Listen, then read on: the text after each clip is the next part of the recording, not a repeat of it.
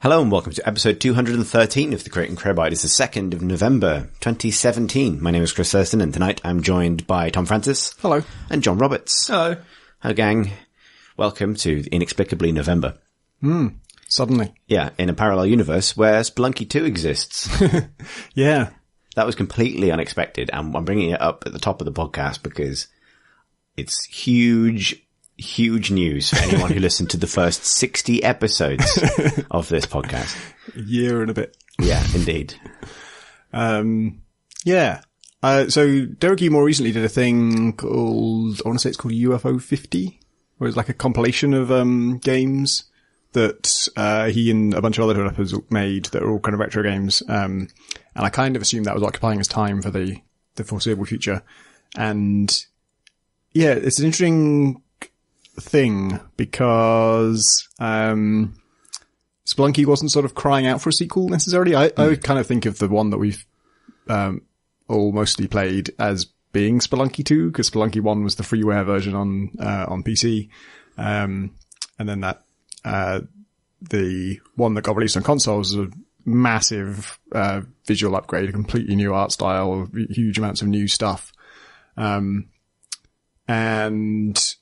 so it's hard to know exactly what kind of sequel this is. Is this that again? Or they can't really upgrade the visual style because it already looked perfect.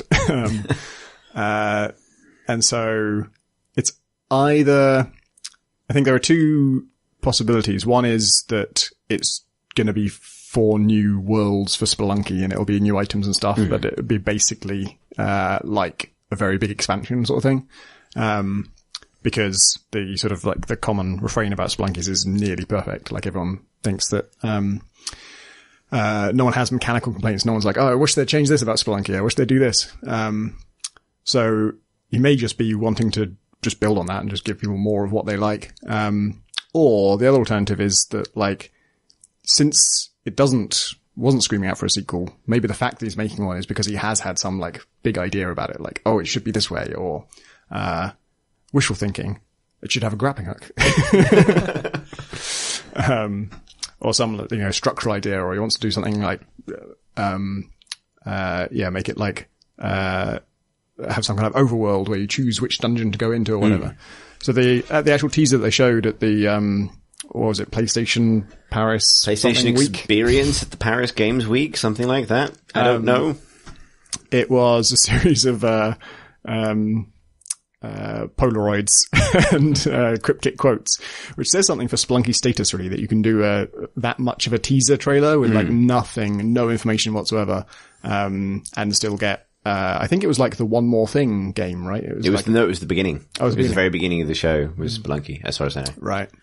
But yeah, being able to do that at all is quite impressive because there was not much to go on. The only thing was, it shows the old Spelunker retiring and having kids, and it seems you play as his daughter. And I heard someone say that that's I don't know if they were guessing or whether this is from Derek, but that it's inspired by his own daughter because he's had a daughter since he made the first Spelunky. And so seems you play as her, and then there's a line about looking up to the skies. I think that's literally what it is, right? Do you remember? We're definitely going to the moon. It's definitely it says look up to the skies, and it's big old picture of the moon. It's 100% Spelunky 2 is on the moon. And then it says Spelunky 2, it's on the moon. Oh shit, I missed that. In the same voice as the old EA Sports voice. Spelunky 2. Spelunky 2, it's on the moon. Like all good indie games, it's got UFOs and aliens in it. So it's already... Hang on, wait. That means Tom has now made 3 bad indie games. So it's not out of the realms of possibility that a UFO picks up our adorable daughter and her pug and ships her off to the moon. No, and the 2 does have a little moon on it. Yeah, clues mount up. But yeah, that doesn't. It's hard to picture, isn't it? Like, I guess like a moon type tile set, but then if it's going to be like 4 different worlds, so are there things you guys would want from a future Spelunky game? I'm fine with the laziest option possible, which is just new things. Like Spelunky 1, but with new creatures and tools and environments. and being able to like be familiar with the Spelunky movement and everything, but have a whole new bunch of stuff to learn again is exciting enough in its own right without some awesome innovative feature. Grappling hook. Yeah. Grappling hook to the moon. Yeah. Is that how else are you going to get there? Like when I think about what you could improve about Spelunky, I think one thing is, how it comes across to new players. Like I had to have it recommended to me a million times before I really, played it and still took a bit of getting into. And I'm always recommending it to people and then having them come back and say, I tried it and I just got my ass kicked. I just couldn't get anywhere with it. And it is just brutal. It has a tutorial, but it's not, it doesn't bridge the gap from no experience to being able to do even the first level of the caves. And I wish, I don't think he will do this because I've, sort of had exchanges with him about this kind of thing. And he's, the polar opposite opinion of me. But if it was me, I would want I'd just make 4 levels that are basically I'd make the tutorial start the way the tutorial will already start. So it just teaches you controls and stuff. And then you play through 4 levels, like a little mini episode that are just insanely easy. Just like there's 1 enemy on this level and there's maybe 1 spike pit somewhere. And the next one, there's 2 enemies there. Or even do some kind of actual change to the game rules where on this one you just can't die. You just, as soon as you die, you just get reset to the last tile you were on. I did recently, just so you can learn everything. I did recently show it or introduce it to a friend, and the tutorial level has 4 bats on, which means 4 points of health lost, which means you go back to the start and just do it again. And that happens several times. I think I would like a kind of deeper and kind of more part of the main experience daily challenge system. Yeah. Because realistically, once you know Spelunky, the thing you do, and arguably I think probably its most fun feature is the shared daily challenge. Yeah, definitely. So having more of them, themed daily challenges would be fun. So you can either have a regular, it's a seed for a level kind of thing, or this is one where the seed is geared towards giving you loads of bombs or whatever the gadgets are, something like that. So you can do that kind of thing. That'd be fun. I think it'd be good to, sort of do, I think actually our community, on the Discord has a tradition of doing a Spelunky monthly, the first daily of every month. They all do it, because not everyone is playing every day. And, I think you could sort of encourage that and have every week, the Monday challenge is special in some way. It's got some hand designed element to it. Or, that'd be a good way of doing it as well. So, if you're playing it daily, you play every day and you play that. But the people who can't play it every day or don't want to, they all jump in for the same one. So they get to talk about it at least. I think, something maybe have it be optional, but the, oh man. Okay. 2 things I want. 1, the Dark Souls messaging system for daily challenges. Because it wouldn't make sense in regular Spelunky because you can't leave a note in a specific place if the levels are only generated. But being able to kind of leave a little note behind, or even just see the death locations of your friends when you play it, that kind of thing, some kind of persistent element. The second, more ambitious notion is, a kind of expanded Spelunky multiplayer mode where you can invade other players. Dark Souls stuff. Basically just features from Dark Souls. To be honest, if you just did, online multiplayer would be a big deal. True. Because they haven't done that before. And if that could just be seamless drop in, drop out, you just join your friend, when you start a game, you set whether it's public or not, and, just set a flag that says, my friends can jump in if they want, and then they could just jumping to co-op as well would be great. That's what I mean. Yeah, just help each other. Help in scare quotes. Helping. Like the time Tom Senior helped that knife onto my brain. Yep, still remember that. Actually, I don't know if this would sort of be overkill given that I'm sure it will have a daily challenge as well. But it would be nice, if the main way you played was just playing the game normally, it would be kind of cool if that seed could get shared to your friends. You die and then it just pops up. And when you start playing, it says, Tom died on 3-2 on this seed. Yeah. Yeah, that'd be fun. And then maybe you can't play it again, but your friends can. That'd be an interesting way of making it playing. And your stuff is still waiting by your corpse. Yeah. You do this kind of strange relay race thing where it's I died really deep, but I had a jetpack and a shotgun. That'd be, Basically, I think more of the social stuff, because that's probably the aspect of the first game that was the most kind of bolted together by the community, people who came up around the game rather than being core to the game itself. Because that wasn't even in the Xbox version when it launched. Came along later, didn't it? Yeah, it's very exciting in any case. Yeah. Excited to go to definitely to the moon. We can restart the Explorers Club. Yes, indeed. I think my hosting has expired for that, but the other sort of big news this week, definitely baiting the first 60 episodes of this podcast, is Dota 2 got a really big patch, which I'm not going to go into exhaustive detail over because everyone would fall asleep. You two in the room, people online on the internet online. they teased this one at the International, right? Yes. I remember seeing these two heroes. Yeah, so this is the patch that has released the two characters that they released, they revealed but didn't name at the International, so they didn't really give any information about them. Pip tweeted about one of them, and only from reading her tweet out of context did I suddenly realize she was talking about Dark Willow, and I just immediately pictured Willow from Buffy when she goes crazy. Yeah, exactly. Which I think is actually like the fan-accepted name for that. Actually, that hadn't occurred to me. Phase of Willow. And yeah, just because it was outside of other Dota context, I just read it as a Buffy tweet and like, what? I don't agree with her ult. Yeah, ripping someone's skin off. Yeah. But it's interesting. So they've done that thing they do where they just decide to reinvent the game twice a year for some reason, just completely overhaul things. So there's a lot of big changes, and you'll find many 6-hour patch note videos on the internet if you'd like to go into exhaustive detail about them. But the standout things, and possibly the thing, well, I guess for people who already play, the standout things are the two new characters who are both interesting. There's Dark Willow, who is a fairy with a angry smaller fairy or a beetle, I'm not sure, in a lantern, who sort of flies around and has like the first fear effect in Dota, which is interesting. It makes enemies run towards their own fountain. And Dota really benefits from any kind of mad, kind of janky potential interaction, like just something like that, which forces enemies to run in a fixed direction. We'll always know exactly what direction they're going to move in. Chris has forgotten about Lone Druid. He does have a fear effect. You're quite right. Yes, you are right. But that makes them run away from the point of casting. He runs towards fountain still. Does it? Yeah. Huh. You're quite right. I completely forgotten about Lone Druid. Just to bring down the I had forgotten about Druid. Anyway, that's not going to work. That joke's not going to fly. No, you're completely right. Lone Druid's bear specifically, I think, or is it Lone Druid's core ability? They share a cooldown. Either of them can roar, I think.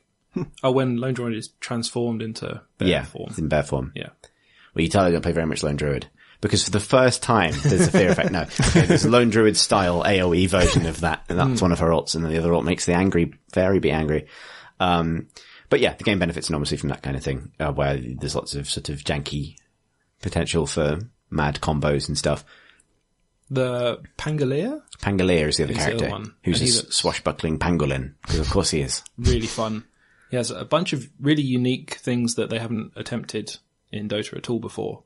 Like his fear effect. Like his Q is like a compound click and drag. Yeah, I was going to mention that. And a really, really fast dodge, which looks very exciting. What is the click and drag mean? So you click where so basically it's a dash, and then after the dash he does like a flurry of blows with his sword. But you click where you want him to dash to, and then you drag the direction you want the flurry to go in. Right. That kind of like pick a location, then pick a radius from that location doesn't exist in Dota currently, and probably because it couldn't exist in the Warcraft 3 engine. Yep. There are a bunch of gadgets in Heating Show I wanted to do that would require that, and I kept I knew it was possible to do that, but I thought, it's going to be a pain in the ass to specify two different targets for a thing. So yeah, and also his ball form. Yeah. Feels very un-Dota, in a good way, like it feels new, because there is another hero that can roll up into a ball. I'm not forgetting what ball form is. There is another hero that can roll into a ball, but it works in a much more kind of traditional kind of point-to-point Dota way, whereas Pangolier rolls up into a ball, and then you kind of steer him around, but he has quite a big turning circle. And he can ricochet between cliffs. If he hits something, he bounces off in the opposite direction.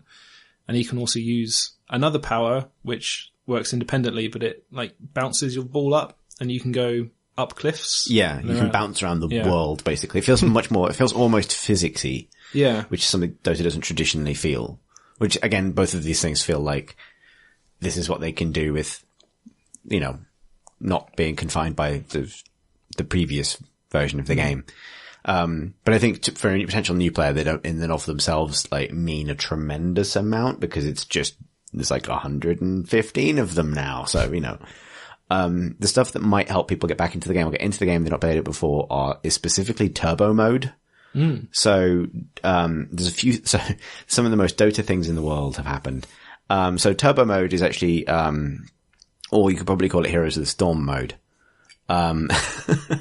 Is essentially Dota, but you can buy items from anywhere. So there's no going to shops. Everyone gets gold and experience at a much faster rate. And I think there's a few other systems in place that make the game faster. So it's 20-minute Dota, basically, with all of the kind of power levels dialed up. So you just fight. And it's probably going to lose a lot of the elegance of the game. But, that's a cool thing to have done. I wonder if they were slightly worried about putting that in because it feels like the kind of thing that could take a very large chunk of the core Dota audience away. I wonder about that because I know that Smite had a similar problem because they added their arena mode, which is just a 5-on-5 team fight that lasts 15 minutes and then ends. And it just took all the air out of the room for every other mode in the game because it's what most people want to do. There's a danger of that. Those already had that danger through the custom games interface though.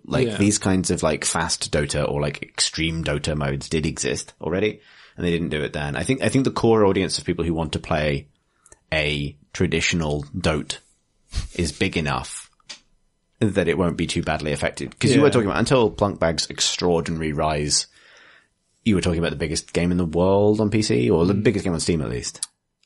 I suspect that their attitude would be if that draws so many players that the main mode doesn't have enough anymore, that would be a massive success. It would be holy shit, we gave people exactly what they wanted. The loom has spoken. Yeah, we can't trick people into playing the mode they don't want to play anymore. So there's a few things like that, which is a nice way into it, I think, potentially for people. It's still obviously a complicated game. There's been a lot of changes made to, I won't go into detail about specific changes. But the best one is that Dota now has its own version of a random rotation. So if you play League of Legends or any other kind of traditional MOBA where you have to buy characters, there's 10 characters at any given time that are available for free. That's obviously not possible in a game where all the characters are free all the time. But clearly Valve sees some benefit in focusing the players on a different set of characters every day or every week. Because presumably there might be some sort of player experience benefits to that. If players feel encouraged to move around, they get the impression that the game is stale less. They get encouraged to play things. I don't know if that's something they've gleaned from other games that have this as a business model. But in any case, they've encouraged this in Dota by giving a random set of 10 heroes, highlighting 10 heroes every day. And if you play as one of those heroes, you get a free mango. What is a mango? It's a fruit. Okay, so I read this patch note and I understood that you get a free mango. I didn't know what the gameplay implications of that were. So a mango is a Does it heal you? No, it's a consumable that gives you a small amount of health regen over time, but can be consumed for a big burst of mana. So you kind of want to be holding a mango because it makes you feel better. But sometimes you need to cast an extra spell, so eat the mango. Mango, the mana fruit. Exactly. Because Ice Frog loves mangoes. That's a fact. It's one of the only things that's known about him.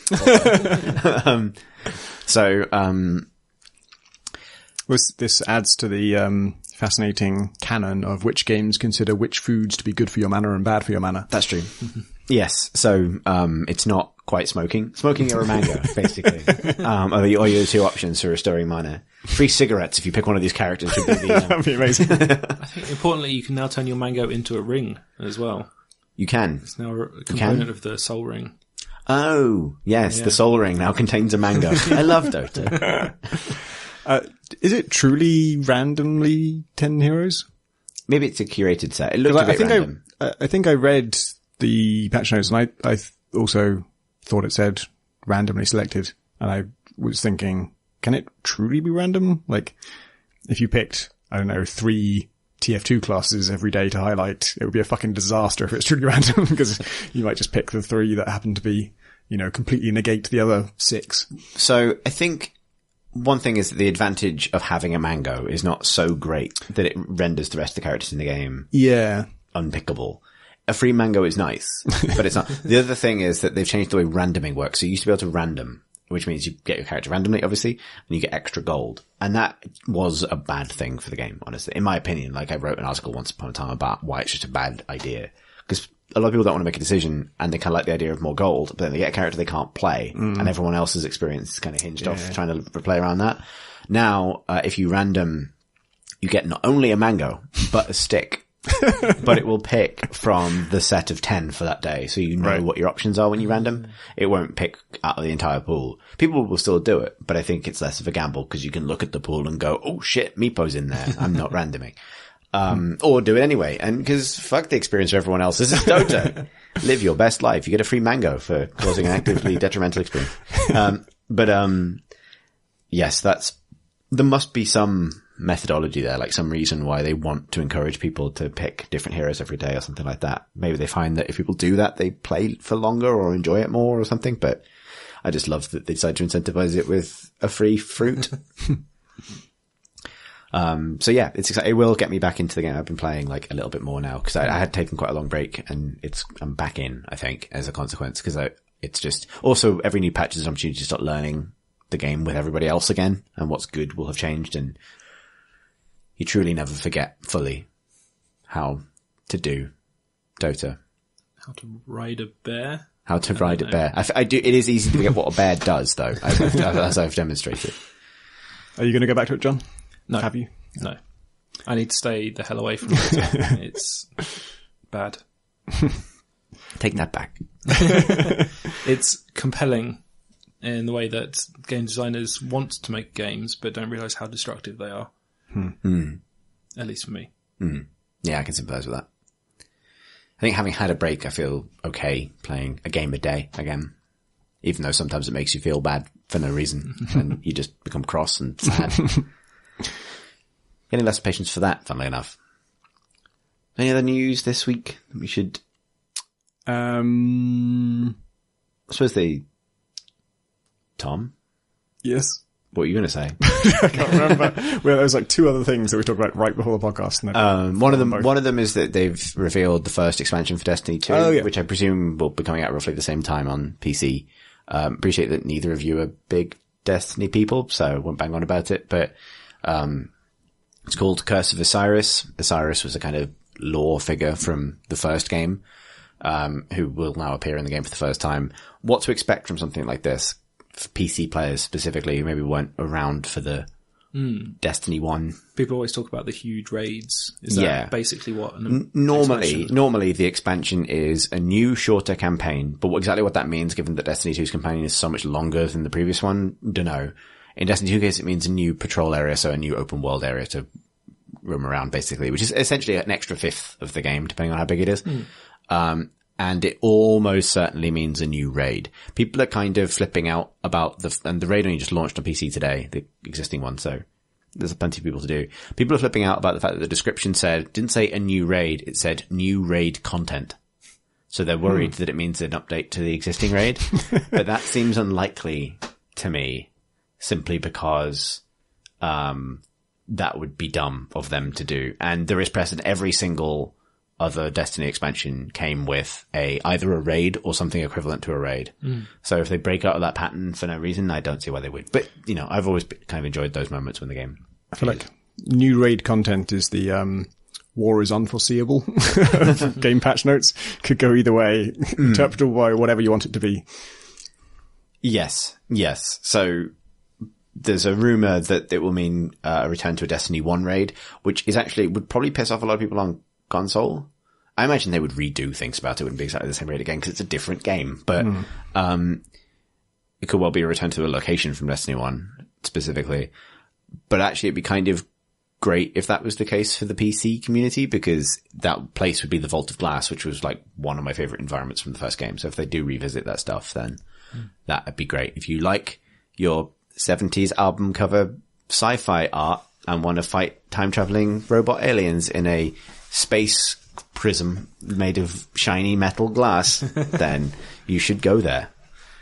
The Vault of Glass. It's good. Yeah, no, that's about it for that news. What was the other good thing we saw? Oh yeah, the Call of Duty World War II is almost out.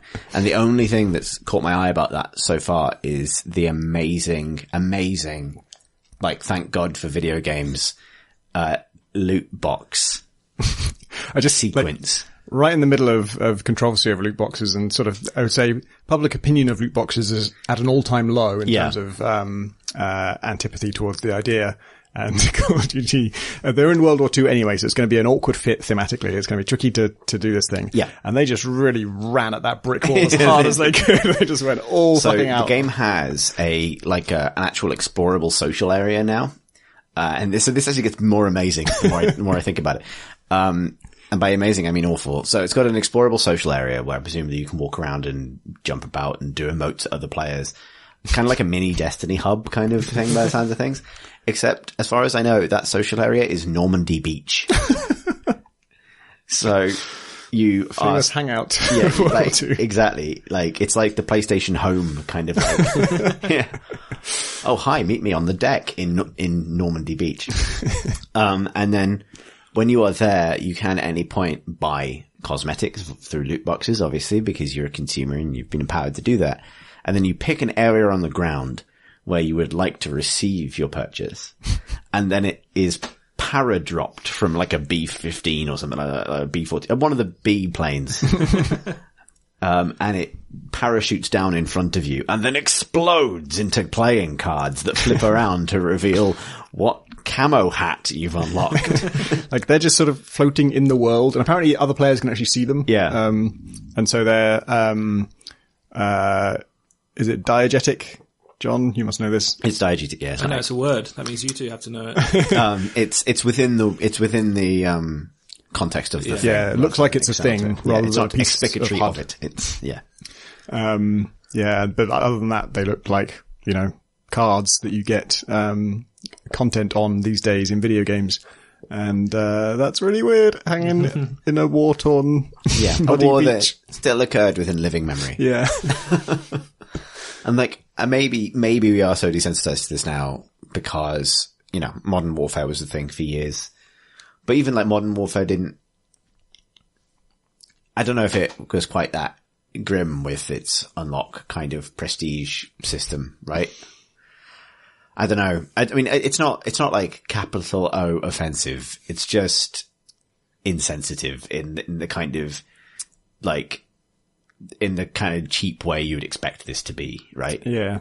I feel like in another year, this could have been like a really big controversy. But this year it's just like everything else is so fucked that we're just kind of laughing at it. Like, oh, look what Call of Duty's doing. Of course they're doing that. Yeah. I mean, it ties into like Activision have got loads of patents about stuff like this. Like they've got a patent for like lots of kind of dodgy things to do with matchmaking and premium content. It doesn't say they're doing that, but they've patented a lot of like user behavior manipulation things to do with loot chests and that kind of thing. Real kind of just sort of things you'd expect to exist, honestly.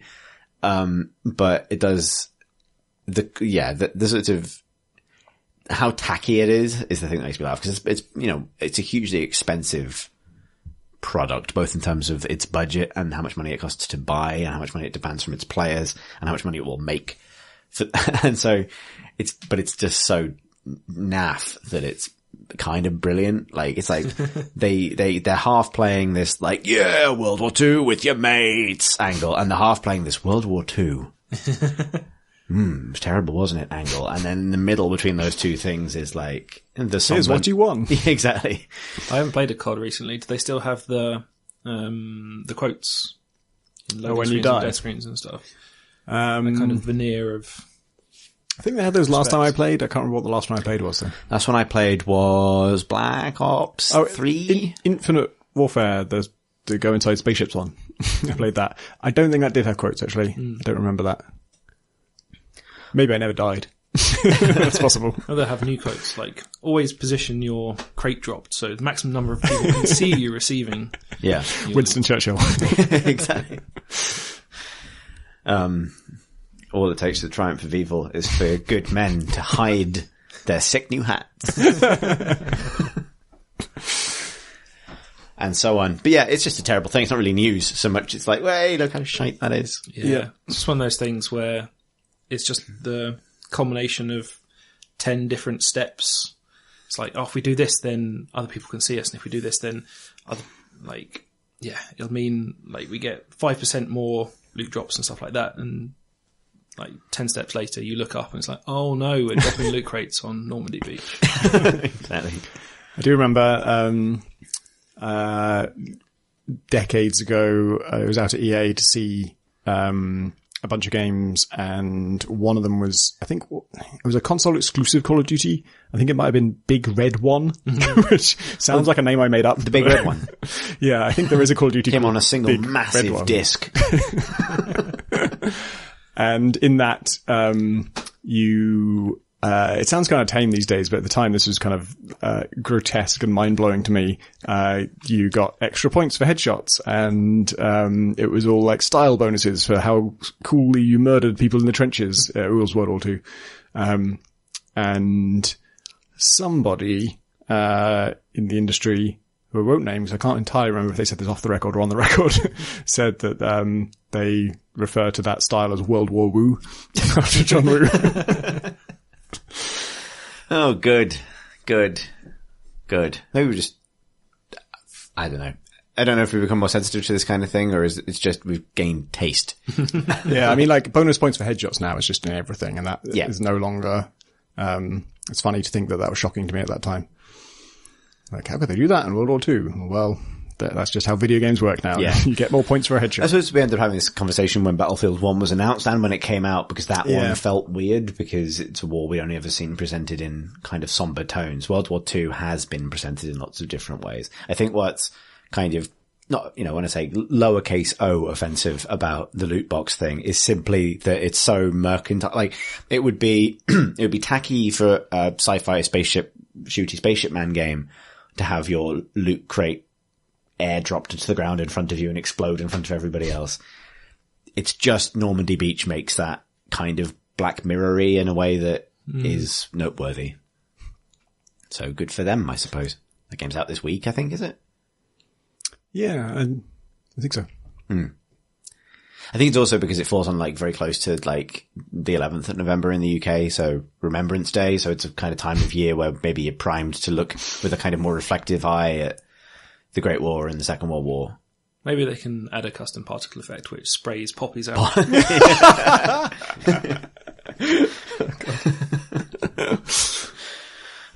Spell out never forget. Exactly. Poppy decal spray. Oh, good. Anyway, speaking of very sensitive treatments of history, Tom, you have played a bit of Wolfenstein? Yep, played all of Wolfenstein, start to finish, since last week. And yes, I also did not get on with the story side of it. But I did, I think, get on better with the game side of it. The story side of it didn't work for me just because it is, the intro contains a lot of, extremely heavy subject matter, but I was sort of stifling laughter throughout it because of the writing. Like I guess they have a very short space of time in which to establish some characters and demonize them as much as possible. But it gets to the point that someone is showing up on screen and then just lists their 5 biggest character flaws. They're just like, I hate Jews and I beat my wife and I do this and then shoot that dog. It's like, it's so hasty that it just never felt like anything other than a writer conveying 5 points about a character. The best defense I saw of it, and I don't agree with this, but it's a good try, is that games need to go that far now or else you won't know that you're supposed to feel something above and beyond what you'd normally feel. But that's I think I have, sorry, my voice is going completely. Have a thought, Tom. I'll be back in a moment. And in general, a lot of the, it's got loads of cutscenes and, a lot of character stuff. Most of it I just found sort of passable. I was just like, I wasn't actively annoyed by the characters. And that's, unusual. Most games do actively annoy me. But the sort of, the moments everyone talks about, the ones that are sort of, unique to Wolfenstein, where it goes, to territory that, other games, usually don't. None of those work for me. All of them were bad for me, because they are all trying to, make you hate someone. They're always trying to shove how horrible someone is in your face and make them like extra horrible to you in a really like personal and grotesque and morbid or sometimes sexual way. And they're trying to make you feel disgust and hatred so that then when you get to kill this person and maim them and rip them apart, you feel good about it. And just in general with Nazis as well, they're sort of trying to, it's a game about doing grotesque violence to people. And so they want to make you feel okay about that, and in fact make you want to do it and make you enjoy it. And that is never really going to be a good experience for me because, you know, I don't want to be convinced to enjoy maiming somebody. Like video game violence works, I'm okay with it in general because I just don't see any of these things as human. Like I know their AIs, I know their code, I know that killing them is not permanently killing them. And I'm just very far removed from from that experience of it. And this felt like it was trying to drag me in and make me realize make me feel human emotions, but feel the human emotions that would make me okay with ripping someone in, like at one point sort of splitting somebody's face open and really close up. And that's a kind of like climactic victory for the player. And I'm pretty sure I'm supposed to enjoy that, and I don't. And I want to enjoy that. And also, just on a much more basic mechanical level, when you are so desperately and openly trying to manipulate me like that, it both doesn't work and also makes the writing feel incredibly flimsy and just makes me resent the game. Like anytime you try and make me feel something that transparently and that manipulatively, completely backfires for me. Mm. Yeah, I think I mostly did some of my problems with Dota in the previous pod, but they only got more pronounced, I think, when I got past the point that I was in. And I think there's an issue where I think a lot of it's hard to, like, I got a bit sad about it because I feel like such an outlier about it critically, or at least I did by the time I was working on my review of it, where I've been getting some real glowing praise and more power to it, I guess, if it's meant something to people. For me, I think a lot of its successes only really make sense in the context of other games.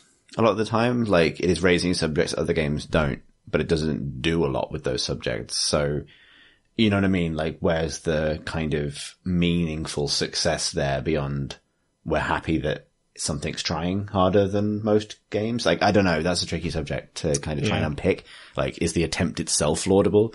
But I think actually the thing that came down to me in the end, and the reason I ended up walking away from it really having thoroughly not enjoyed it, I think the first game had such a great sense of escalation in that it kept getting sillier. And I think, even though it also had its own tonal issues, by all means, I think it had fewer tonal issues than this one does, but, it had its issues. But one of the reasons that you didn't have time to stop and dwell on that is because the game was just constantly getting dumber in the biggest and most spectacular way, which is something I've always got a huge soft spot for.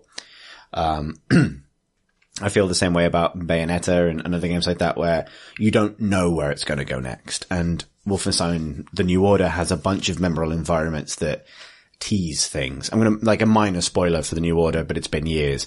Like, you go to a moon museum, like, kind of first half of the campaign, that kind of explains how the Nazis got to the moon and what they did there. And, it's got the best line in that game, which is when you just look at a display and BJ under his breath, as he does throughout the game, just goes like, Nazis on the goddamn moon. Fuck the moon. And it's like, there's that kind of, it's really silly, but it's sort of like, you're in. Like, I kind of like this character and I like this stupid world he inhabits and the swings between serious and silly all the time. And there's really nothing with that amount of humor to it in the new Colossus that I found. Like, there is some humor, but it's not got that moment of like, kind of sort of silliness, I think. It's lost some of its silliness. The other thing is that, and then later in the New Order, and so this was the spoiler, you go to the moon. And it's a complete surprise when it happens. Well, you get it. It's one of those great game things where you realize what you're about to do, like, as you're getting towards doing it. And then it's like, I'm on the fucking moon! And it's great. It's just like Spelunky 2.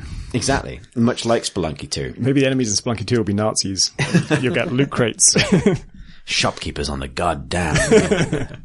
Fuck you, moon. Yetis on the goddamn moon. But one of the, basically was wheeling around to say very slowly is the new Colossus feels like it wants to repeat some of those tricks, but its attempts really don't work because it has nowhere else to escalate to. So it sort of tries, but kind of even undersells its attempt to try. And it just didn't have that kind of constant sense of surprise for me. And it also, the scale of a lot of it is a lot smaller. Like it, it doesn't have the huge climactic kind of encounters or battles that the first game does. It's a lot smaller overall, even though it's a longer game. And, I made a mistake at one point where I realized that one particular fight was really hard. But one thing the game does allow you to do, and I think this is correct to allow the player to do this, is if you can just run away from a fight straight for your objective and get around it, because often your objective is like get to the thing or escape to the thing. Sometimes it makes sense to just go like, I'm not fighting this, I'm gonna run. I'm gonna, shoot a few people and then just sprint for the door. And I did that, and I pressed the button I needed to press, and then the game ended. Because I had accidentally ran away from the last boss and just ended the game completely. Right. Which really surprised me because the first game had a really strong, a difficult and sometimes frustrating conclusion, but it had like a set piece ending where it's like, this is the fucking end of the game. And, I know about 4 rounds into that boss, I would have loved a button to just go and smash. Yeah, and I know that boss battles aren't everyone's favorite thing, and experimenting is fine, but I was genuinely surprised that I just did the thing and then, oh. Yeah, I was surprised when it ended too, although I did do the boss battle. And I've read some Steam reviews of it. It has a mixed rating on Steam, and the complaints are, about half of them are to do with technical issues, because it has quite a lot of them. And the other half are to do with, a mix of things, but the ending comes up a lot. Like, a lot of people were just like, a lot of people are kind of saying, it feels like it needed an extra chapter, or it feels like it needed more, which I don't agree with. But I think the reason they're saying that is because the ending was so it's just over. You don't have enough build up to it. Yeah. As a game, I got on with it, pretty well. Once I got, the first weapon upgrade kit, because you can choose what weapon to upgrade and how. And so I put a silencer on my pistol, and then I just systematically shot like 2,500 people in the head with the silenced pistol, which is what I like to do in life. As a stealth game, it's, for me, it felt pretty similar to New Order, and I was kind of getting the same kind of fun that I got out of that game, which was just very slow and methodical, creeping around, looking for, when there's a commander in range, you see an icon on your screen telling you that there is one, and telling you roughly where they are, and you got to take them out before you alert anyone else so that they don't sound the alarm. You don't have to do that, you can just mow everyone down as well. But I obviously took that as a challenge to do that, and then after a while, like maybe halfway through, I realized like, as well as when there's commanders around, I could just be stealthing this whole thing, like just, not slipping by everybody, but just, creeping around and taking them out one by one without alerting anyone. It's not a very sophisticated stealth game, but it does, what I want from unsophisticated stealth games, which is don't get all picky with me if your mechanics don't support what I want to do. So the classic crime in light stealth is, enemies sound the alarm when they see a body, but you can't move bodies. That's a classic fuck up where the level of sophistication of the AI is out of sync with the level of sophistication of my interactions. And so I can't do an obvious thing that I really want to do, and you made it important that I can't do it. And Wolfenstein, enemies can see bodies and they sort of search around if they see a body, but they don't sound the alarm. It's considered like they're surprisingly non-critical. Unbothered about it. You can be in the most secure Nazi facility anywhere where no invasion is ever expected under any circumstances, and if someone just dies, that's fine. But that's a good thing mechanically, because you just don't have to worry about that, and you can just be very methodical about it. And it was very much the same game throughout. I mean, every now and then there is a forced fight where you just have to the enemies are alerted as soon as it starts. There's one bit where I'm pretty sure there's no way to take out the commander before he sounds the alarm, because he is miles from you and he sounds the alarm in response to rebels, not you. So there doesn't seem to be anything you could possibly do to stop that. There's a few sections where the commander system is used, but the alarm goes off regardless, which can be confusing, I think, because the game doesn't always tell you who's seen you or something like that. So sometimes you can feel like, oh, did I do something wrong? But then you just realize, no, it's a forced fail, which I can kind of see why, for consistency's sake, they use the same UI to establish that there is a commander and he has seen something. But that there are two arguments there, because the other argument is that UI is used to tell the player what they're doing. Yeah. Not just to indicate how alert the alert is. But yeah. Yeah.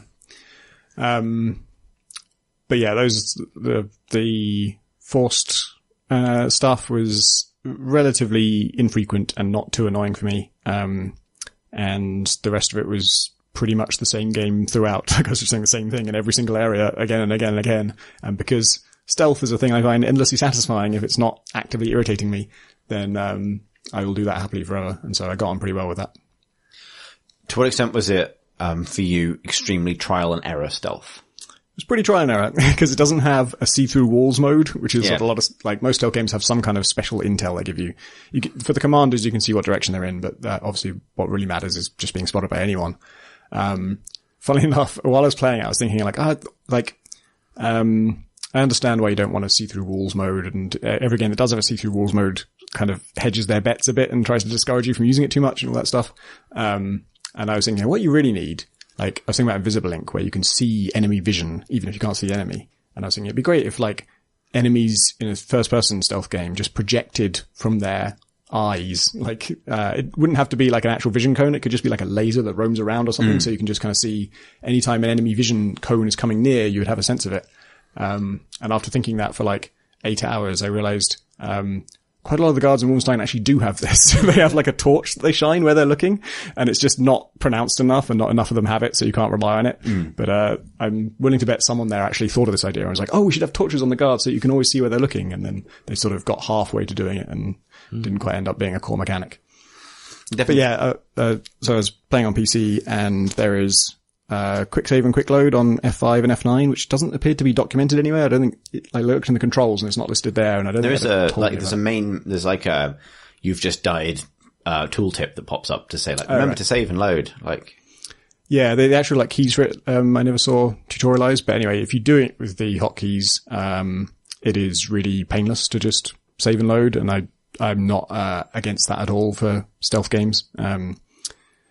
I was talking about Shadow Tactics recently, which is a game where, like, if you haven't saved in the last 30 seconds, there's an alert on screen that's like, you should be saving now. They just expect you to save scum. And I mean, basically what you want in a stealth game is rewind, and save scumming is as close to that as you can get in without explicitly supporting that feature. And so, yeah, I was hammering those keys a lot. And I didn't find myself getting frustrated with it. I think just because I was never losing a lot of progress, and it was always just... Yeah.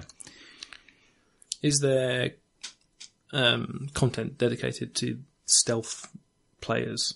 Yeah, there's I won't say too much about it, but you get a kind of choice of how to upgrade yourself at one point, and one of those options has some like passive stealth perks with it. It's sort of a stealthy thing in the first place, and then also it adds the Metal Gear Solid 5 thing of when someone spots you, it goes into slow-mo and you have a moment to do something about it, which is cool. That exists if you're low on health normally, but usually you don't survive long enough to take advantage of it. But yeah. That's that happens when someone's starting to see you, and it doesn't only trigger if they're definitely going to see you. It'll trigger just if you're in their line of sight at all, if their alert level is going up. And so it becomes, and I've totally done this in Heat Signature as well, a way of detecting enemies. Like, as you're moving around, you feel the slow-mo happen. You're like, someone's seeing me somewhere, so I'm just going to move somewhere else and then figure out where they are later. What have you been up to, John? I have been playing Divinity 2 constantly since its release. How much have you played?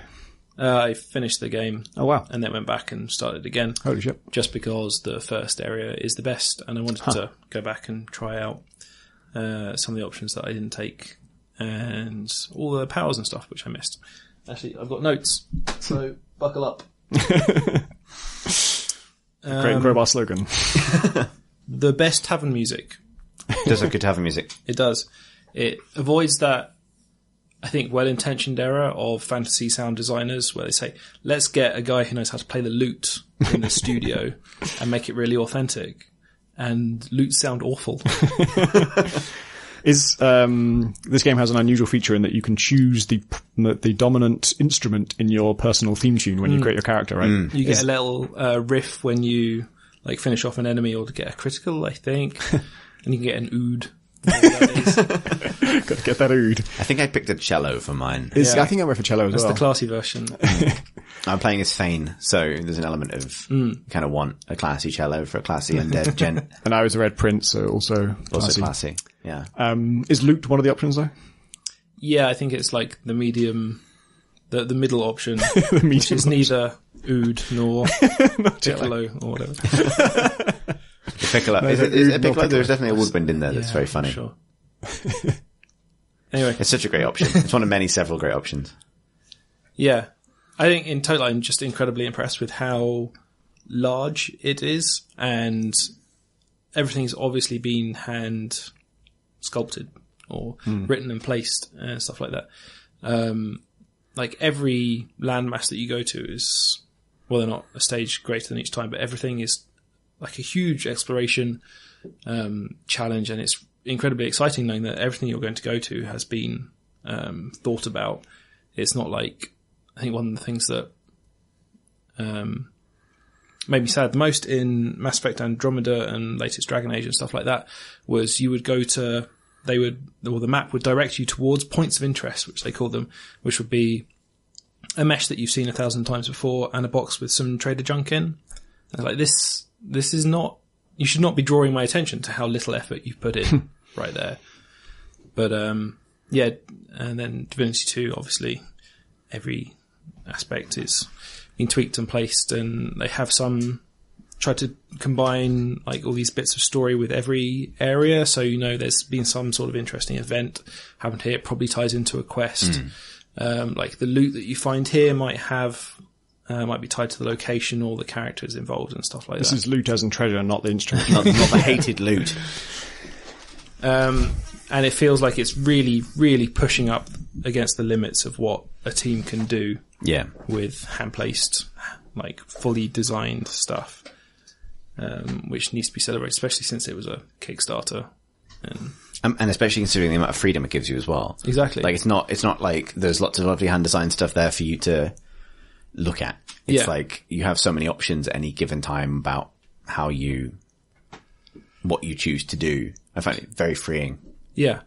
Sometime ally of the podcast, Alex Wiltshire, wrote a great article on how they designed it with these multiplayer sensibilities in mind, which means that they have to sanitize all the available options and make sure that they actually work together, which is why a lot of the time, if you kill a plot critical person, you'll often find like a note on their corpse, or you can just summon their ghost and talk to them, or someone else will know something nearby. So you have a lot of freedom in how you execute stuff. Literally. Because you can also, even if you're not playing multiplayer, you can split your party up and have them in totally different parts of the world. Right, as well. yeah. It's an incredibly impressive tech on any other level. You can be ranging like kilometers across an island and just switch backwards and forwards between your different party members, some of which are indoors. It fixes that great Bethesda issue of, if you want to go indoors and explore, that means probably a loading screen, and then you're kind of disinclined to adventure, which is the dumbest thing. Also, the old school black eye, like you must gather your party before venturing forth message is dead. Yeah. Rest in peace. My one of my most epic ordeals in the game so far was when Thane accidentally clicked on a teleporter statue that returns you to your home. Oh no, sorry, you accidentally clicked the flee button, which returns you to the last one you sort of registered at. And I hadn't registered at one in ages, so you went back to the start of the game. And everyone else is in the middle of a fight. I was trying to click on some combat skill for him, and I accidentally clicked on flee, and it's just gone now. He's back at the start of the game. And so everyone else managed to finish the fight by themselves. But Thane had to just spend like 30 minutes crossing the whole world to get back to them, fighting all his battles alone. And I am Thane in my playthrough, and I managed to get arrested quite early in the game. Not for being a skeleton, but for not wearing my collar. And ended up in prison, and the rest of my party didn't end up in prison. But that meant a really kind of fun sort of solo adventure of like getting myself out of prison and then meeting up with the rest of the party almost like, hey guys, I figured out a way out. I figured the way back in to prison. which is really cool. I also had, like, not really necessarily a bug, but I think sometimes the pathing can be a little bit weird for your allies when they decide that they really don't want to go somewhere. They really, really don't want to step in icky things. Yeah, they don't like it at all. No. So I had a fight where, we got into a huge fight that was going to be a challenge and then just realized that Sabine just wasn't there. Like, she just wasn't, like, where the fuck, and that's quite appropriate to her character as well, but it was just that I'd left her on the other side of some acid, like, half a mile away, and she'd never bothered to catch up. And so I spent, like, the first half of the fight, like, micromanaging my lot, but also impressively enough, you can switch to Sabine, and even though she's not locked into the turn-based system, she can just run across the world. Like, so I gave her, like, a movement command to us, back to the turn-based system, and then eventually she could just sort of run in and then join the initiative queue, like, really late. How well it all fits together is kind of nuts in that regard. Yeah. I think one of my favourite things is definitely the combat. Like, in the first Divinity, lethality was a huge part of that, and they've kept that over. I think they've managed to impressively balance a very lethal, brutal feeling of combat with not making it too hard. It's certainly not as hard as the first one, in my opinion. Like, I thought the first one was quite punishing quite quickly. They've turned back a lot of the environmental effects, like plastering the floor with fire and stuff like that. In the first one, that was an incredibly critical thing that you would use to dominate fights by sealing off avenues of attack with, like, electrified water and stuff like that. But now it's kind of almost like a byproduct of the big spells you're doing. It's like, maybe this turn you'll be covered in fire, or maybe this turn you'll be electrocuted.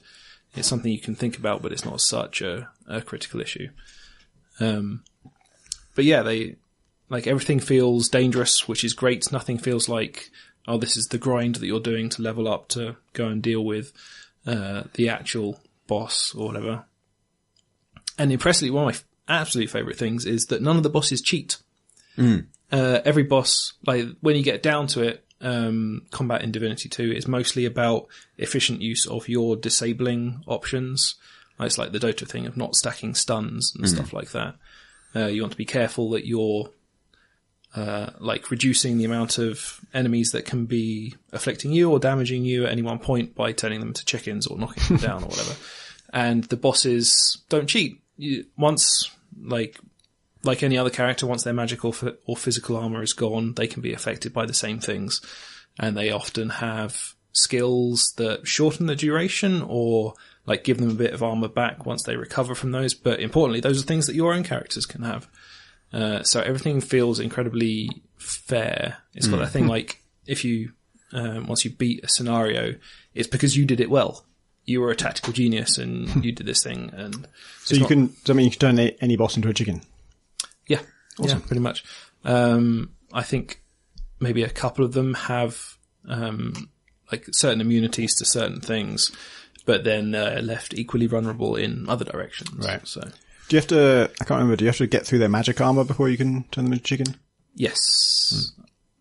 Or no, physical, sorry. I think it's... Oh, is it physical? It's a polymorph Chicken's spell. a physical, Tom. Yeah. I thought they were magic. We've never seen a real one. Turning to stone is magic. You were telling me about an interesting use that the AI found of a spell. I want to say it's called Bond of Pain or something. Shackles of Pain. Shackles of Pain. The AI is really good at figuring out the maximum way to do, or the way to do the maximum damage to your party at any one point.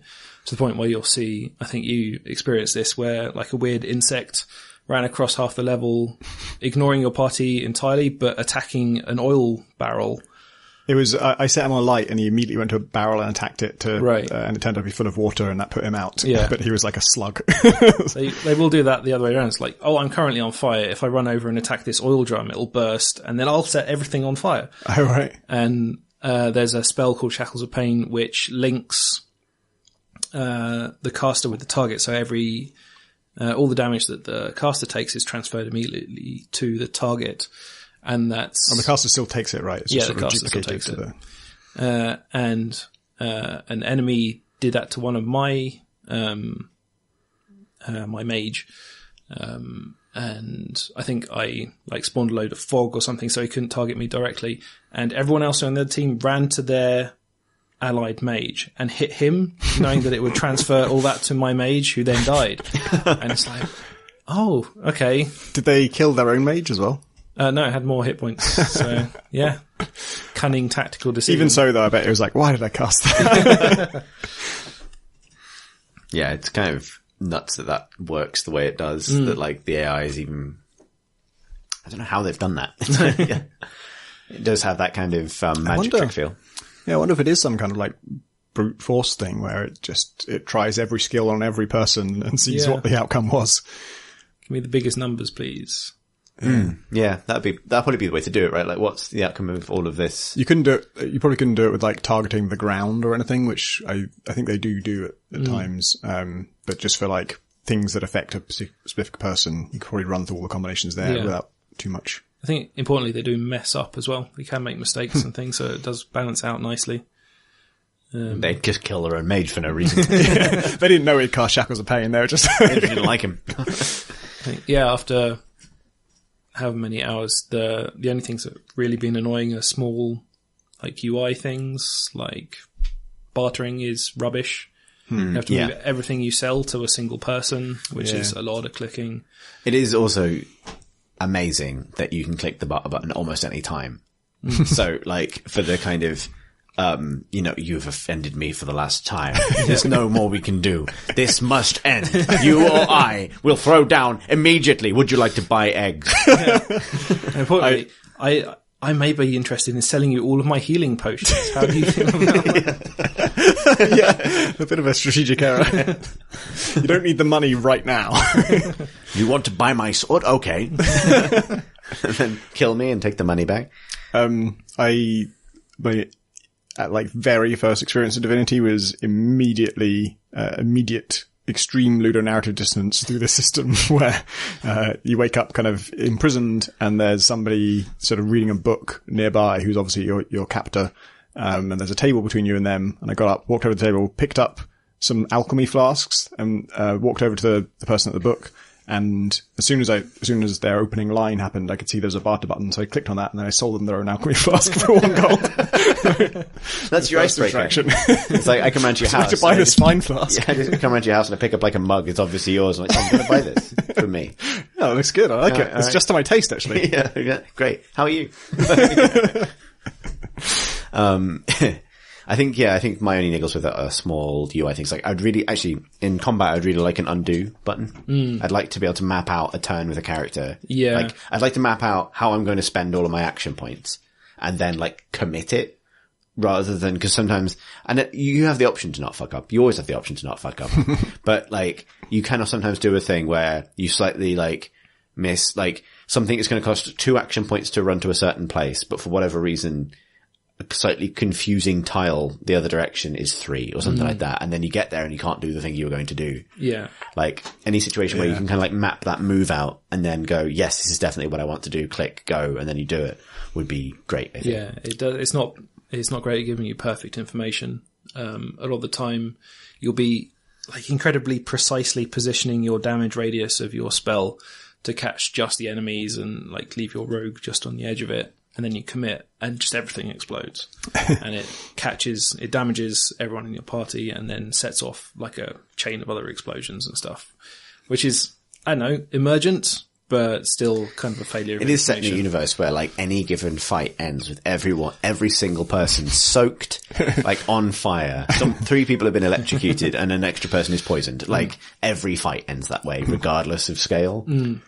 I did find, I got into some fights in quite fiddly environments, and I had a lot of situations where like, oh, this guy just can't target the enemy now because one of my guys is vaguely between them and doesn't look like their line of sight is blocked, but this thing counts as a barrier or, and that was, annoying because it didn't look like, it should be blocked, and then also doubly annoying because now when I'm moving people around, like I really need to know if I move this person here, can I shoot that guy? And that information is not available to me. Yeah, I think particularly line of sight for shooting is something that you want to be able to undo sometimes, because I found that with a lot of cases where you think, I'll run to this place and it'll be clear, and then it's not, and you've just used your 3 movement points. The way, I don't know if this was entirely work, but the way Into the Breach handles this is any move actions on your turn you can always undo for free as many times as you like until you do any kind of action. And then once you've done an action, everything's kind of committed. So you can move all your guys around, line up all the actions, make sure it's all going to do what you think it's going to do. And if it doesn't, you can just click undo move as many times as you like and go all the way back to the start of the turn. But if anyone attacks anyone, then that's considered sort of committed. In this, I can imagine that being more complicated because your movement might take you onto some fire, and you catching light could cause some other consequence. And then into the breach, I think the spirit of it is that they that a movement is sort of non-consequential. It's lining yourself up to do something, and by itself it doesn't have any effect. And that's not necessarily true in Divinity, I think. But in general, that's a philosophy I really like. It's just like, make sure the sort of positioning part is just the player always gets what they expect with that. Yeah.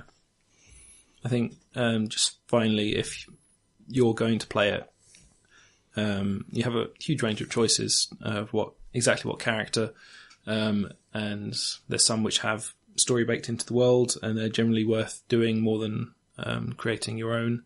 But specifically, Fane is a really good character to play as, because his personal storyline is probably the most interesting.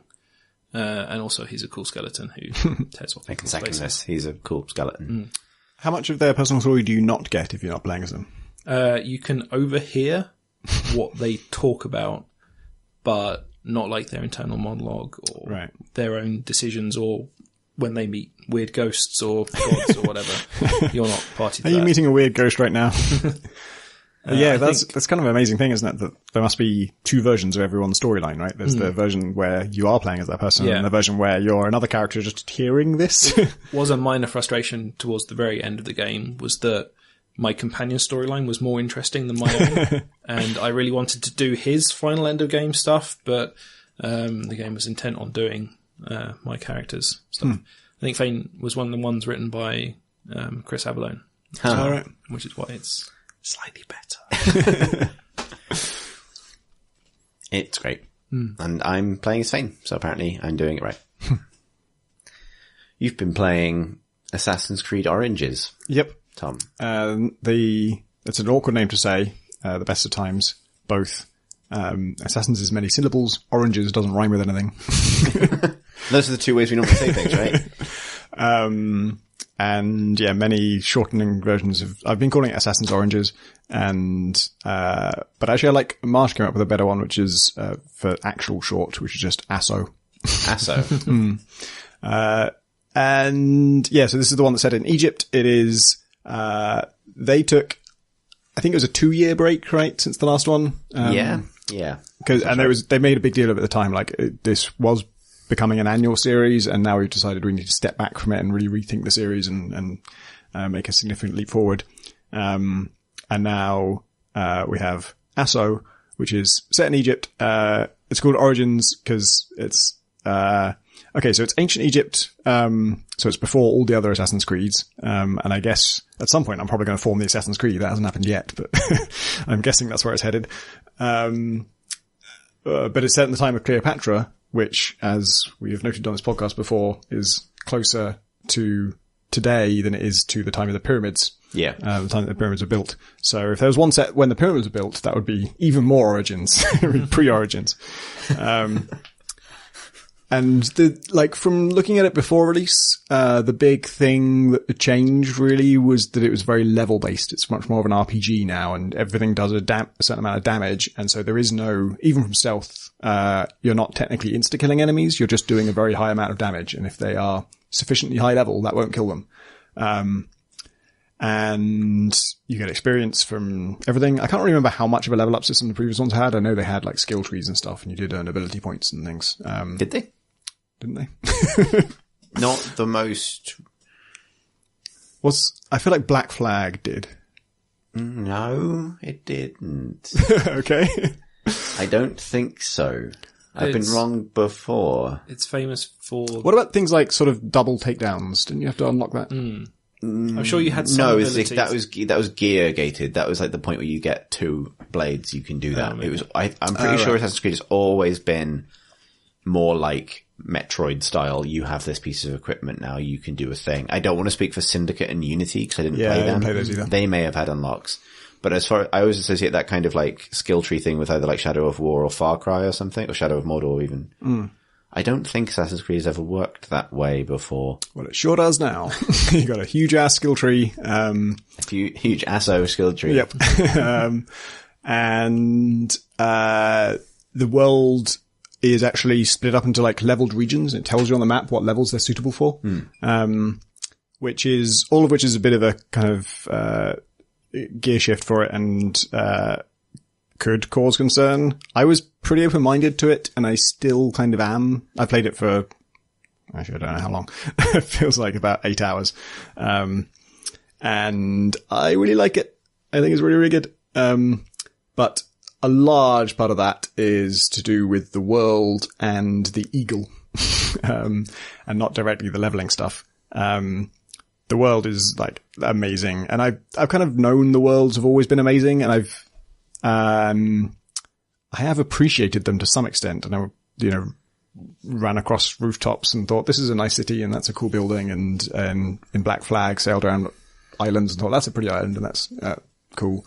But now you can psychically control an eagle, which is a trick I think they learned from Far Cry. Far Cry Primal lets you psychically control an owl.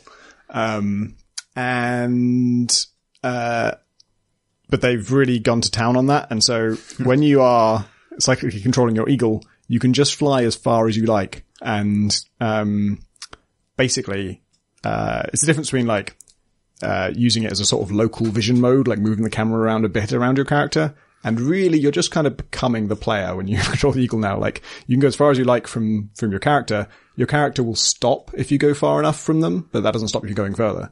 And so I'd flown around with it just a bit, to kind of scout things out and tag people and stuff. But when I got to Alexandria, the first really big city, I just, controlled the eagle and then just flew through it. It looks amazing anyway, just as you arrive, just the sheer scale of it is incredible. And it has these, main streets that just run all the way through the city completely unobstructed. So you can just see from one end of it to the other. There's no, obfuscation. And that just gives it a sense of scale that's incredible. And then becoming an eagle and flying over it, was just breathtaking. I was just absolutely staggered. And part of me feels like a lot of this, the majesty of this has been there before. Like they've done amazing cities and stuff, but this is I think a few notches better in terms of just visual fidelity and how impressive a place it is. I think it's also maybe more, foreign to me, I played Black Flag, but then before that, the last one I played would be like Assassin's Creed II. This feels like further removed from a place you could go now. You can go to Egypt now, but it doesn't look anything like this. The scale of that city in particular is just like staggering. You just can't believe that they've made it all. And being able to fly over it, I think, is a huge part of that. Like, I don't think I would be that staggered by it if I was just climbing up, not drain pipes, but windowsills. You don't have to synchronize anymore. You can do. But every time you enter a region, the whole region is kind of on your map and some things are filled in. When you do synchronize, it tells you it's filled in something on the region map. I don't know what. I can't tell any difference. So yeah, you don't need to. And, the eagle is like a map mode. There is also a map, but, you can use it just to kind of get your bearings, and you can fly really fucking high and, like I say, go as far as you like. And I was just flying through Alexandria, and it, like, way off in the distance, I could see 2 little triangles on the horizon. And that's Giza. That's where the pyramids are. And, I didn't actually do it right then and there because I kind of wanted to save it for myself, but I could have just flown there, like, all the way. And see that pyramid? You can fly to there as a psychic eagle. I like your eagle just fucks off sometimes. So my favorite thing to do is you can also autopilot your camel, which is an important feature in any video game. So it has mounts, and when you're on a mount, you can sort of hold a button to have it follow the road, and then you can also hit another button to make it, follow the road to your marker. Like if it's a quest, then it's giving you a marker for that. Otherwise, you can set a custom marker to wherever you want to go, and your camel or horse, I have a horse now, will figure out how to get there, which means you don't need to press anything, which means you can psychically control your eagle and do whatever you like as the eagle, and your guy will just get on with it. So, I do that, and I turn off the HUD. It doesn't have like fully customizable HUD options, which is frustrating because there is a set of options I could set that would make this perfect, but instead I have to go into those options every time and turn off all the HUD, when I do this. But once the HUD is off and you're flying as an eagle and your guy is like way below you riding a horse across the dunes of the desert, and you are like hundreds of meters above, soaring completely peacefully. You also don't have to press anything to fly, which is great. You just kind of soar automatically at roughly the same speed as your, as a horse. Not as a horse would fly. That would be significantly how fast. That is one amazing bug I've already seen. Yeah. That is just an absolutely like transcendent experience. I was kind of, properly moved by it in some sort of weird abstract way. I think we've talked a bit before about like the sense of the sublime, that kind of thing. Like there wasn't a particular strong emotion I was feeling. There was like happiness or anything. It was just like incredibly powerful experience. And I haven't had that before at all with Assassin's Creed. And now that that was kind of my first, amazing experience of the world. And now I'm sort of focusing on that now. Like I'm doing some quests and I'm doing some other stuff, but every time I need to make any journey of any length, I go into my no HUD eagle mode and just fly around and appreciate the world for like 10, 15 minutes. And it's beautiful. And I've just recently started to do, you start in a sort of like, one thing it's really good at as well is gets you into the open world really fast. So the intro tutorial is almost too short. It's so quick at just getting you out into the world that I kind of can't remember the things it told me about the combat. And that's a huge change from like a lot of the Assassin's Creed games I've played, where it's just it feels like endless scripted bullshit at the start. And so you are out in the open world, but you're in this, obviously the lowest level region, which is Siwa, and it's a smallish town. And you do a bunch of stuff there. And then when you're ready, to move on, instead of sort of just going to the neighboring regions are actually really high level. So instead you talk to your friend and he takes you across the other side of the world and you go to the next region up level wise, but you're quite separated geographically. Not entirely sure why they did that exactly. Maybe they don't want you to wander off until you're ready. But anyway, there are papyrus scrolls lying around, which are, riddles, which Black Flag has as well. They're the treasure maps of like the uncompleted sketch. These are descriptions of places that have some kind of particularly good loot. And there was one in the first area that says, in Siwa, find, the only bowl big enough for a god to drink from. And I'm at the bottom of that. And there's bodies of water there. There's like lakes, but there's two of them, and one is bigger than the other, but neither of them is entirely circular. I thought, it's got to be a lake, but do you want me to just swim under all of that lake and just search the whole bottom of it? It didn't seem likely, so I didn't do it. And then I moved on to the rest of the game, and I've had a couple more papyrus puzzles since then, and I've solved them, and they've been pretty easy and also fun. I really like that. I love this in Zelda as well, trying to find the where was this photo taken from. I love things that make you engage with the world and really look at it. And even though it is a game, it feels like a less gamey way. You're not sort of just directly interfacing with mechanics. You're actually studying the terrain. And so I did two of them, and then it was annoying me that there's this one on my record that's not done, but it's back in Siwa, which is not anywhere near where I am now. And once I discovered how much fun traveling is in this game, I decided I'm never going to fast travel ever, and I haven't. So I will always, at the very least, autopilot my camel and psychically control my owl.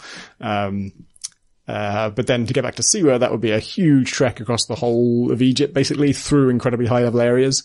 And so I wasn't really planning to do it. And then as it happened, I was trying to get some leather for my next upgrade. And I was chasing some, I'm not entirely sure what they're called because you don't really get names for the creatures a lot of the time, but, they're like little deer. And I was murdering them in their dozens in order to upgrade my range damage, I think. So it was a justifiable cause. And, you can like shoot them from horseback, and I was doing that, and I got, sort of carried away and just ended up in a really cool looking kind of mountainous region with, dusty paths and, I'm not sure what kind of trees, but trees I associate with very hot countries. And I was happily killing his innocent creatures, and then came across a lion attacking one, and thought, maybe I'll take out the lion too, because they have a different kind of pelt that I might need later. And then I looked at the lion's health bar, and my best stealth bow, which does like bonus stealth damage, headshotting him would not make any impact on his health bar whatsoever. He was effectively invincible. And I realized I've wandered into a level 40 region, which is a strange thing because I fought lions before. I've murdered lions in there, in large numbers very, very easily. But this particular lion is a level 40 lion.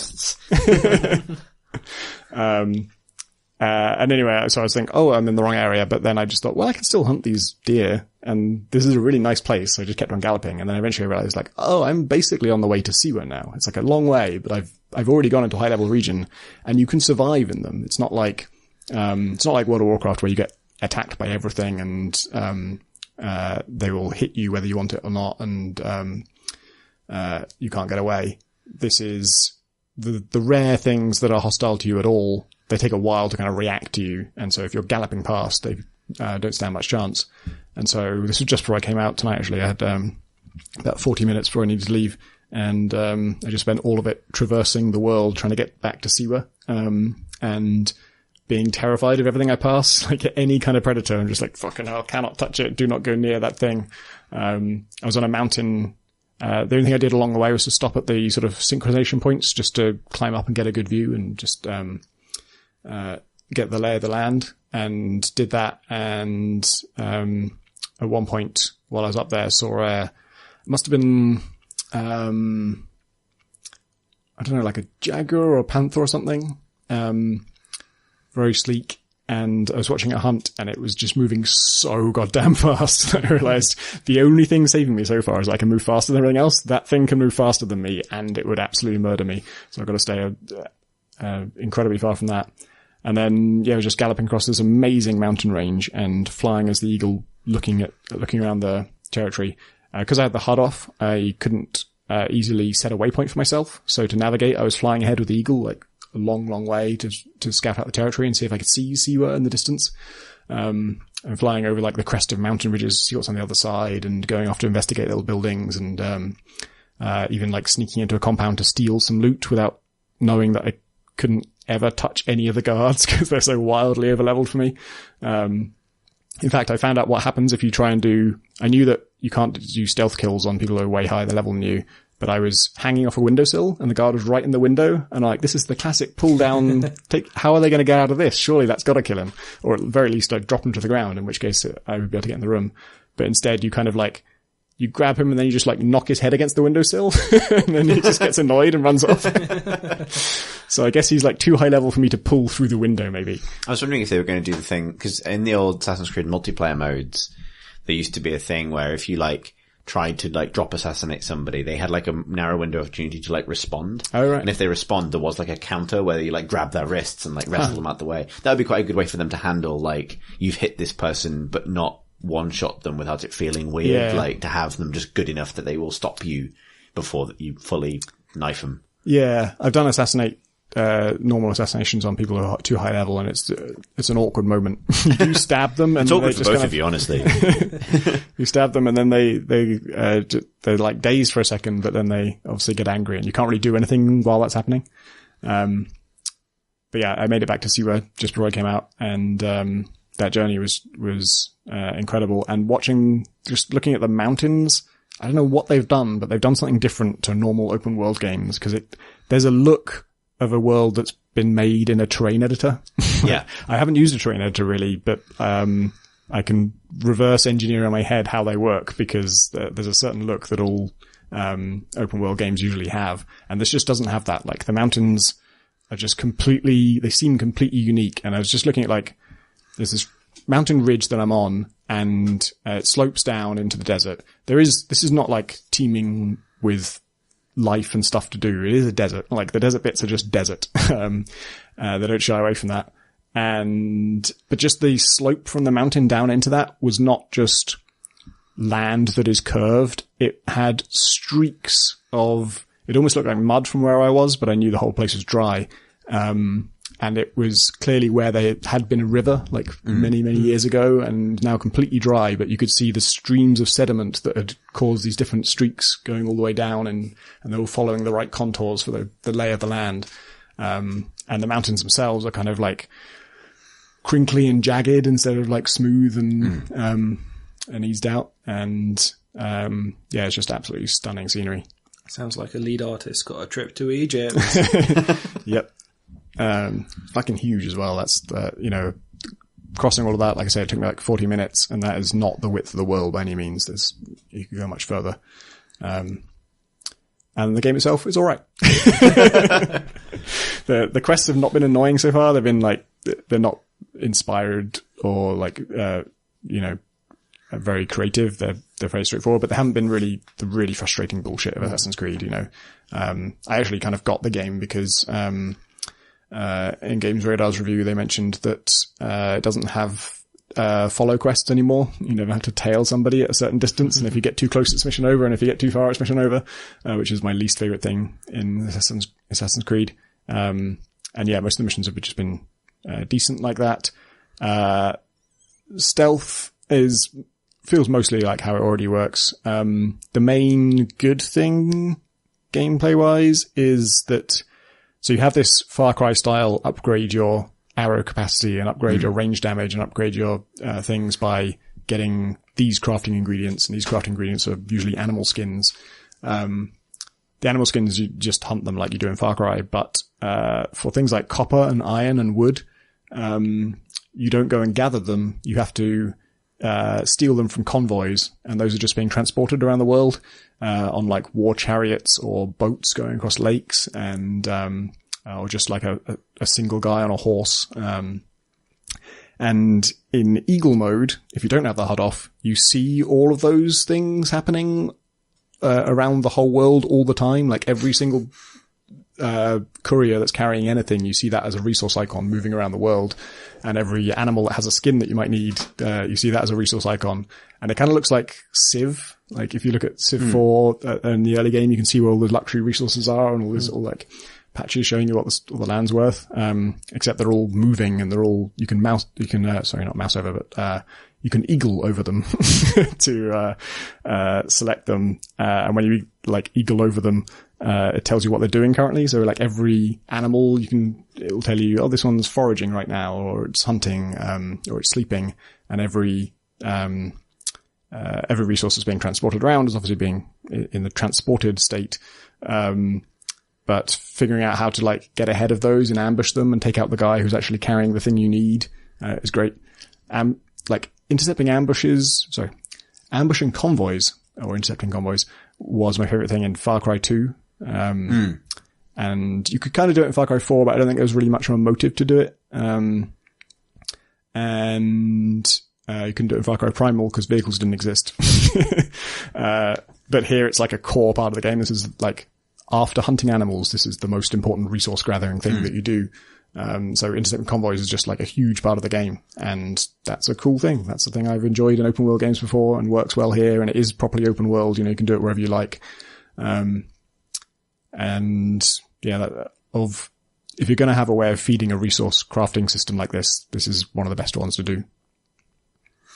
Great. Has one of your sublime eagle experiences been interrupted by a terrible future animus? I've been back to the modern world twice, and both times it's been pretty inoffensive. The first time I just had to like literally get up, interact with one thing, go back to bed. And then the next time I had to get up and like, I don't know, move down a short cave and then go back. And so far it's been very straightforward, and I hope it stays that way. But yeah, they are there, sadly. How about plot stuff?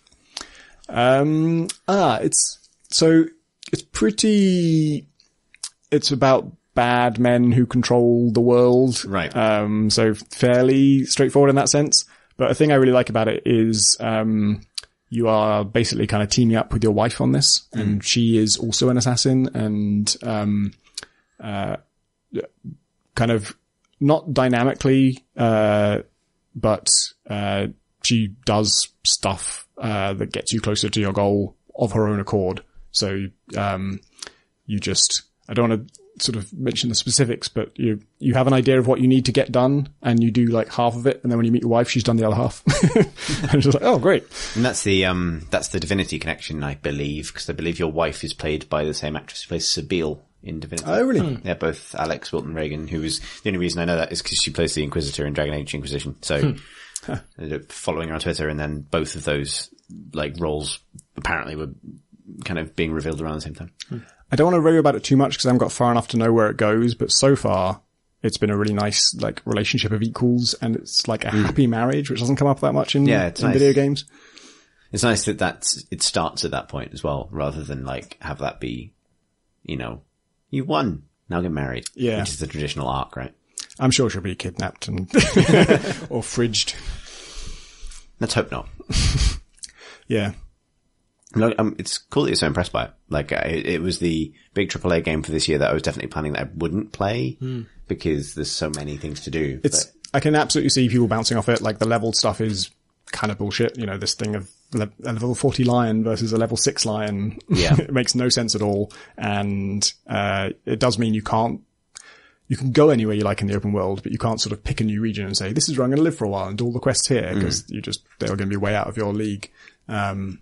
And the combat system I don't really like. But then like out and out combat was never the thing that was good about Assassin's Creed.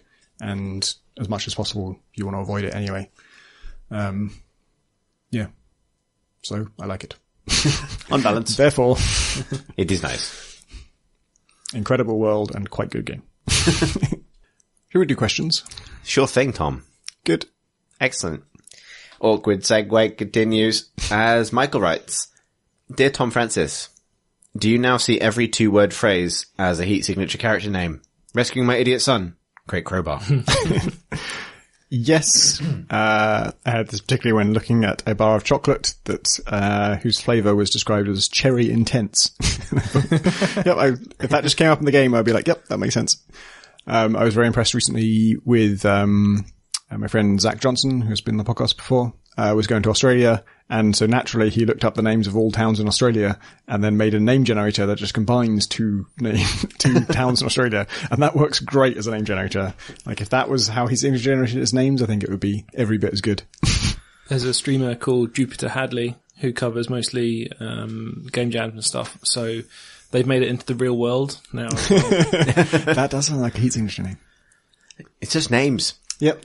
Well, yeah. Like names the quality of name, right? It's like the usual noun name. Yeah. Usually one of them is a noun that's not usually a name. Yeah. But like a cool noun. It's not like cool noun could also be a heat signature name. Yeah. Yes. Exactly. It's not like I don't know, like bathrobe John. I'm just looking at things I can see. Yesterday I had on Lady Vision. Lady Vision. It's like, what is Lady Vision? What do they see? A male or a female character? I don't know. Canonically, they don't have gender. Oh. Right. But they do have, like, skin, sets. Well, they can now be male, female, or undead. Yes. And that they can actually end up having a gender because if they get captured and then someone else has to rescue them, the way they refer to that relationship can sometimes imply a gender. It can be like my wife or... Makes sense. Someone was upset that he rescued his girlfriend and they had a beard. I was like, it's heat signature, deal with it. Yeah, my first mission was to rescue my dad, who had a female skin, which was cool. I was like, oh, yeah, right. We live in an acid nebula, like, you know, we can all have moved forwards. Yep. To this point.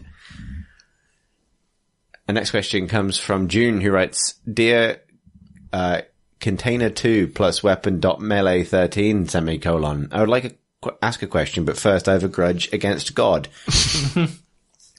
The UI in this world is the most obscure and poorly designed UI I can imagine. There is no tangible data to tell me that after years of intensive schooling I've gained +1 int. Nor is there a menu I can check to make sure that this scarf I wear gives me cold resistance. If you could fire God and redesign the life's UI, what would it look like and what information would you put on it? Thanks for the digital waveforms, June. I like the idea that after firing God, your first order of business would be, let's redesign the UI. Indeed. We need better UX. I gotta say, like, no UI is a pretty good approach. I'm doing that in a lot of games. Yeah. It looks real good. It absolutely enhances my experience of possessing an eagle in real life. Maximal graphics. I'd like better hit feedback. If I shoot or stab someone, I want to know if they're dead or not, which is kind of an issue. I thought you meant like you're being shot. Do you want to know what direction you're being shot from? Come on, just tell me. I would love the thing that video games have where you can see what someone's disposition is to you. I was going to say exactly this. Out of 100. Yeah. I want to know, no, actually, I don't want that. What I want is, and I know I've mentioned it on the podcast before, but it's because it's the best and worst idea ever. I want Oblivion's people reacting to what I'm about to say wheel. So that before change their expression. Exactly. Just thinking. I want to like stare intensely at, I don't know, Tom and like hover the cursor over anecdote aside, change subject, and just watch Tom smile or frown or kind of like, etc. in response to everything I say, and then press the correct one. That's what I want. I want that UI element. Actually, I think I would rather have that than know people's global disposition towards me, because that might be really depressing. It could be, There could be an element of like, oh, my good friend, oh. Yeah, maybe there's some nasty secrets I don't want to find out. But in general, like the problem I want to solve is there are some people who don't emote very much, and I assume they hate me. And it turns out sometimes later, they didn't hate me, they just don't emote very much. That's true. But I think you can get around that with the how is this person going to feel about the thing I'm about to say wheel. As long as the feedback is not facial expressions, because those people won't do it. Well, what I mean is... it just looks the same no matter what I do. Yeah, I imagine that UI element kind of forces them to smile and emote regardless of what they might normally do. Like it's almost like an involuntary response. This is funnier to me because as an example of somebody who under emotes, I'm thinking of our friend Jim Rossignol, who I often find hard to read. Yes. And the picture of him in like an Oblivion style persuasion program where he suddenly has to grin to like show, I'm going to like this joke. It's really funny. It's good anyway. It'd be so charming, and yet it's such a huge intrusion on someone's interiority, as a UI might generally be, to be honest. Yeah, I don't know. Like, I'd go for any kind of like natural timer I could overlay on a thing. I know you can set timers, but the ability to just see time without looking, it really just means being able to see a clock all of the time. I wish I could see a clock. Yeah, that would be good. It's the problem watches were invented to solve. That's a really good point. Watches are just a Life's very UI. lame UI. Yeah. So are phones. Like, that's all your phone is, Yeah. right? Like, it's your mini-map. Yep. It is diegetic though. Yeah, I guess any life UI is diegetic. Or currently, any life UI is diegetic. I guess we're considering adding some to the exegetic. Yeah, any kind of scoring system, for like headshots and stuff, like just, it'll feel inappropriate at first, but you get there eventually. And I'm not talking in an explicitly violent way, just like, you know, toss a screwed up paper ball across the room. I would actually like if, like, for every task I successfully complete in my life, I get a combo multiplier. And it doesn't really mean anything. It just keeps going up. It's just like, oh, you did like 5 things in a row and none of them fucked up. Yeah, that'd be good. Like, I would just want the, whenever I do something that's genuinely productive, like putting a mug in the dishwasher, I just want like the Battlefield, like hit flare, like the cursor hit flare to appear, like, like, bam, bam, bam, bam, bam, bam, bam. That'd be good. That'd get me to. I already do those things, but I'd enjoy it. Next up, Jeff writes, Dear creatures and creators, long ago, PC Gamer ran a back page saying, Tom Francis makes a computer game, reviewed in this issue by Dom Gansis. This later came true. Sort of. What PC Gamer back page would each of you want to come true? I would genuinely like Sam Roberts' era back page, which was Triangles, the magazine. Oh, yeah. The Deus Ex. The Deus Ex Adam Jensen style-based magazine. Yeah. I would happily subscribe to, like, Adam Jensen picks a new coat for this season, or thoughts from our creator, Jonathan Jacques Balatet. And, Yeah. I need more golden triangles in my life. Man, I've written so many of these and I don't know which one I would pick to be real. I'm suffering from memory blindness, where it's not at all a good answer to this question. This is not my answer to the question, but the only one I can remember is the Sims 4 Pets Cataclysm. No. We're just applying, after World of Warcraft Cataclysm came out, we just applied the word cataclysm to everything we think of, and then picked the funniest one and made it a back page. I remember, I think in terms of like, if it's not like, yes, if it's like the spirit of the thing comes true, I liked the one we did, which was like a town hall debate for the citizens of Medici, which is the setting of Just Cause 3, I think, about the merits of political change through a democratic process and political change through the magic grapple man. And they went with the political process, but then the magic grapple man stole the board with his magic grapple. And actually, the world has changed a lot since 2015 or whenever we wrote that joke, and I'd actually take the magic grapple man now. Yep. Not a bad system of government. Exactly. Yeah, maybe that or the Half-Life 3 Valve elevator one. Because people sent me death threats about that if it was real, because it was a lie. So if it was a real, maybe those people would feel better about themselves. That was the one with Valve's missing 13th floor, which was where, because American buildings don't have a 13th floor, which was where Half-Life 3 development was taking place. But the lift also included like knife room and money hose control center. But people still thought it was real. Yeah, they really did.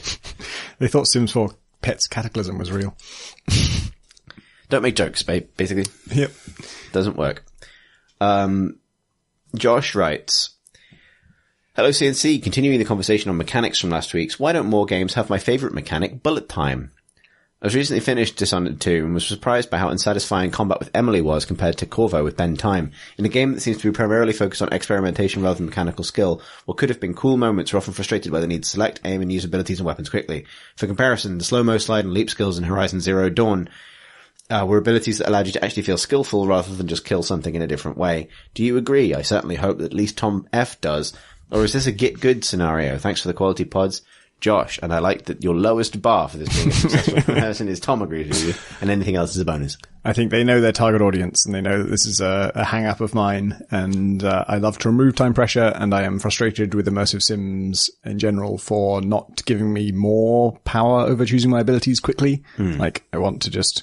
This is the genesis of Heat Signature's left-click, right-click system, where just... the thing I wanted when playing immersive sims was just show me all of the things I can do. Let me assign one of them to left click, one of them to right click, and then that's how I play until I want to change that. And when I change that, I want to pause time completely and have as long as I like to figure it out. And so I made that, and I like it. I feel this way about the game. I agree as well. And the game that's most made me feel like this recently was Wolfenstein, actually, because it doesn't pause or slow down time when you bring up the radial weapons menu. Oh yeah, which really seems like a misstep to me because it actually is quite fiddly, right? Like it's dual wielding, so you got a lot of like individually picking which gun in which hand. Basically picking what goes on the left mouse button and the right mouse button, but it doesn't pause time in any way at all. And it's really tricky to get exactly what you want. So you kind of tend to, if you're in a fight, you tend to muddle through with whatever happens to be in your hands at the time, which is not like kind of ideal, really. So it ended up being less of a problem for me because I use a silence pistol literally for everything. You can do wheel silence pistols, right? Yeah, you can, but I didn't because then you can't like aim down the sights. I found myself, because I did want to stealth, but I also didn't, I wasn't quick loading much, so I would basically just load if I died. So I tended to sneak around because when you get the upgrade for the shotgun that allows it to fire all of its 3 rounds at once, so it becomes this like single shot, almost like railgun, short ranged kind of, man delete button. I would sneak around with a silenced pistol in my right hand and the world's biggest shotgun in my left hand, like crouch walking around. Which one do you want? Exactly. And then the moment that it'll kind of pew pew went wrong, then I just fire the big gun and like try and switch to two of them. I replayed a fight like 3 times, and the first time through I used dual assault rifles that have been upgraded to be armor piercing, and they're really good at robots, and there was flying robots in the scene, and then there was also ground troops, and the ground troops came up really close, and I wasn't so good against them. And the second time through I played it with like dual submachine guns, and that was really good against the ground troops, but it wasn't so good against the flying robots. And I was like, damn, neither of these approaches quite work. Like, oh wait, this game allows me to cater to this exact thing by having a submachine gun in one hand and an assault rifle in the other hand, and then I can just choose which one to use. But you can't pause time when you do it. No. So therefore, you don't do it. John, are you bullet time, yes or no? Just want to see how deep Josh's combo goes in terms of everyone agreeing with him. Yes. Good. Yes, for all things, including turn-based somehow. It just takes less of real time. I mean, I was literally saying earlier that in the turn-based Divinity system, I want the ability to undo what I just did to make a better decision, which is the sort of step beyond bullet time, which is like the rewind, basically. So, It is odd that rewind doesn't exist in a better form than quick save, quick load in almost anything. Yeah, so I've been saying for ages that, like, when someone finally makes a stealth game that has rewind, that will be great. And then I actually seriously thought about maybe I should do it if no one else has. And I found out someone did. It's called Shadwen, and I haven't played it, but apparently that's a stealth game with rewind. And so I've bought it now, and I'm going to play it and find out whether that's any good. Next up, Alex writes, Dearest Crate and Crowbar, recently I found myself searching for the Dishonored 1 spoiler cast you all recorded when you were still the PC Gamer podcast, only to discover that the episode link was dead. I'd avoided listening to it originally since I hadn't played the game yet. Knowing that I'll never hear your spicy hot Dishonored takes fills me with sadness. Have you ever looked for some lost internet artifact of the past only to discover that it had been forever lost to time? Thanks for listening, everybody. Alex. Yeah, mostly mods for me.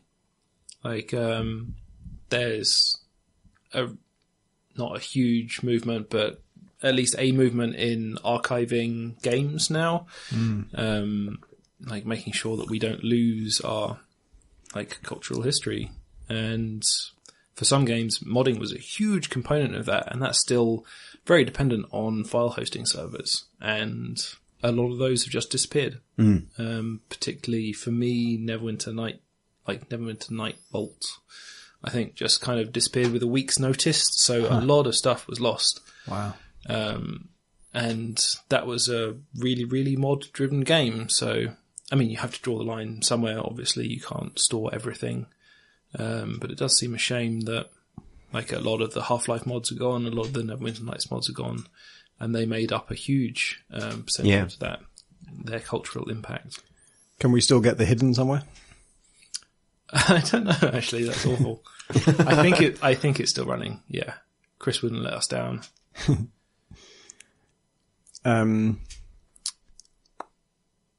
Sorry, I've lost blogs and things from years and years ago because I've had so many over the years that there's chunks of writing that I'd quite like to have, even just to kind of have a little kind of through line of things I've written over the years. And some of it is just full on internet gone. It's weird to think like Steam Workshop is used for a lot of mods now. And Steam seems in a pretty healthy position. I'm not scared of Steam going away anytime soon, but if Steam never did go away, God, the stuff would lose. Oh yeah, I mean, to be honest, we can zoom out a bit from that point. Like, a lot of the things we do are extremely ephemeral in terms of work, right? Like, there's a lot. I'm quite glad to know that some stuff is never coming back. At least 2 versions of my portfolio site are just gone forever, and that's the best thing in the world because it was awful. But yeah. But you know what I mean? Like, the sort of facing down that sort of knowledge that a lot of digital stuff is going to stop being findable before even physical things.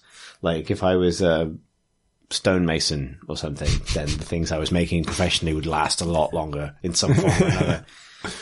Whereas, in terms of hours, 2 hours thing will last. In terms of any kind of creative thing, it is a short half-life. Yeah. And on that depressing note,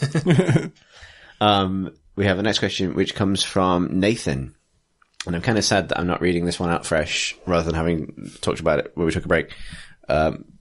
He writes, hello to assorted Toms and not Toms. I just learned that in XCOM 2 you can set waypoints for soldiers, holding a key to set their specific movement path, avoiding fire, acid, aliens, etc. What? Thanks for doing your best, Tom, to repeat a moment that genuinely did happen about 20 minutes ago. I couldn't not do it. I'm still surprised by this. Nathan continues, this has blown my tiny little mind. What other secret or poorly communicated feature in a game can you think of? Keep podding along, Nathan. Yeah, this has blown my mind. I didn't know this. And I really wanted this feature specifically. I've been looking at their stupid fucking paths and like, no, don't go through the acid. And even earlier tonight when you're talking about like Divinity's NPCs or your characters, like religiously avoid any kind of elemental pools. I was like, man, I wish XCOM did that. And turns out you can make it do that. I didn't know this. I had a very similar thing recently with Opus Magnum, which is the Zachtronics alchemy game, and I had long wanted to. A lot of like shortcuts just work in it. So if you do Control Z in it, it will undo what you last did. And so I was very inclined to just try things that usually work in applications, and I wanted to copy and paste things. And so I was doing Control C, Control V, doesn't do it. And I really felt like that feature should exist. It's very much like what it needs. And I assumed it didn't because that shortcut did not work. And then the latest patch, it said, fix some bugs about when you duplicate a component. I'm like, when you what? I can what? How do I do that? It doesn't say how to do that. And I'm sure it's not tutorialized anywhere in the game. I have not found any mention of that. And I actually I didn't look it up. When I next played it, I just tried everything. Just tried every combination of everything. And if you hold down Control and drag a component, it duplicates it. How do you set a path in XCOM? Does anyone know? Control right click. What? Which is scary because right click is like committing your move. And does it could kill you? But. And this is like within one move, right? So if you only had one move, you can still set waypoints. Yeah. So your super agile melee guys can like essentially and all over the place. After you do the first control click, does it then change the movement range that it's showing you to sort of show where you can go from here? Yeah, gives you a little like number 1 waypoint, number 2 waypoints. Man, wish it had told me that at any point. Well, specifically, it probably did tell you, but I wish games hadn't trained me out of not looking at things when it's telling me stuff, like tooltips, which you'll never ever look at. Yeah, it's tough. The next question comes from, I think, Simus or Simus. Apologies if I'm pronouncing that wrong. I would definitely pronounce his introduction, which is creating Crowbot in Lithuanian, which I'm just not going to try and say, right? Looking at it now, and no one's going to benefit from me attempting this. So, he continues. When board game industry entered its current renaissance in the second half of the 90s, one interesting thing happened. Board game designers' names began featuring on the front of the box alongside game titles. Do you think video games could benefit from having game designer names featured more prominently? I feel like a lot of games are indeed as authorial as books or films, and having name recognition could perhaps be beneficial. Thanks for all those pods, Seamus. Yeah, it's an interesting topic. I think they're much less authorial than books, but I was going to say as a counterpoint to that, games have an enormous number of people working on them, AAA games anyway. And the person at the helm is not responsible for sort of 90% of what you play, really. Even if they decided the whole shape of the thing, still, if it feels good, that's probably someone else's job entirely. And sometimes the writing is not them. It's someone else entirely, and all kinds of things. But I guess, like, that's also true of films, right? We do ascribe films to directors a lot, and they really, they didn't write it for one thing in most cases, which is crazy. I remember that being like genuinely confused about that when I was young. Like, I'd see like, this is a Person X film, and then finding out that was the director and not the writer. We're like, why isn't it the writer's film? Didn't the writer decide what happens in the film? I think there's the case to be made. Like, I agree with you about AAA, but like, there's plenty of like indie developers who I would kind of know what to expect from their game from their name. Like Brendan Chung is one of those people. Yeah. Like John Blow is one of those people. Like, arguably Tom, you are one of those people actually, in terms of like the sensibility expressed through the game. And I think the issue with the fact that we don't do this more is that it encourages, like, so for people who follow game developers on Twitter and get involved with the culture of reviewing games and so on, you can know what it is. You can know, this is the new Brendan Chung game that's coming out, or this is the new Derek Yu game that's coming out, or something like that. But there's no real easy way for people who just pick up a game and don't think too much about who makes it, for people to draw those lines themselves. And I think maybe more people than you think would actually kind of get a benefit from having it say, I don't know, Brendan Chung's Flotilla, and then seeing another game, Gravity Bone, and then seeing that on there and going, oh, I like that guy. I will play this as well. So this might be grossly unfair of me, but I see a big dividing line between people like Brendan Chung and David Pittman, who, as far as I know, do everything on those games except the music. And music is important, but I still kind of think if I liked their last game, I will like their next game, even if they fuck up the music. Like, if the music's terrible, I can just turn it off. Whereas, for Gunpoint and Heat Signature, John is a huge part of those games. And, I'm helping. And so, when I make something without John, like Morphblade, if you like Gunpoint, it's not that strong a predictor of you liking Morphblade. I'm the thing that those have in common. John is not involved in Morphblade, and it's a really kind of, I won't say ugly, but it's a pretty crude looking game. It's very different, and but if you like Gunpoint, there's a strong chance you like Heat Signature, and that's me and John doing our thing. And yeah, maybe this is simply the argument for team names in that case.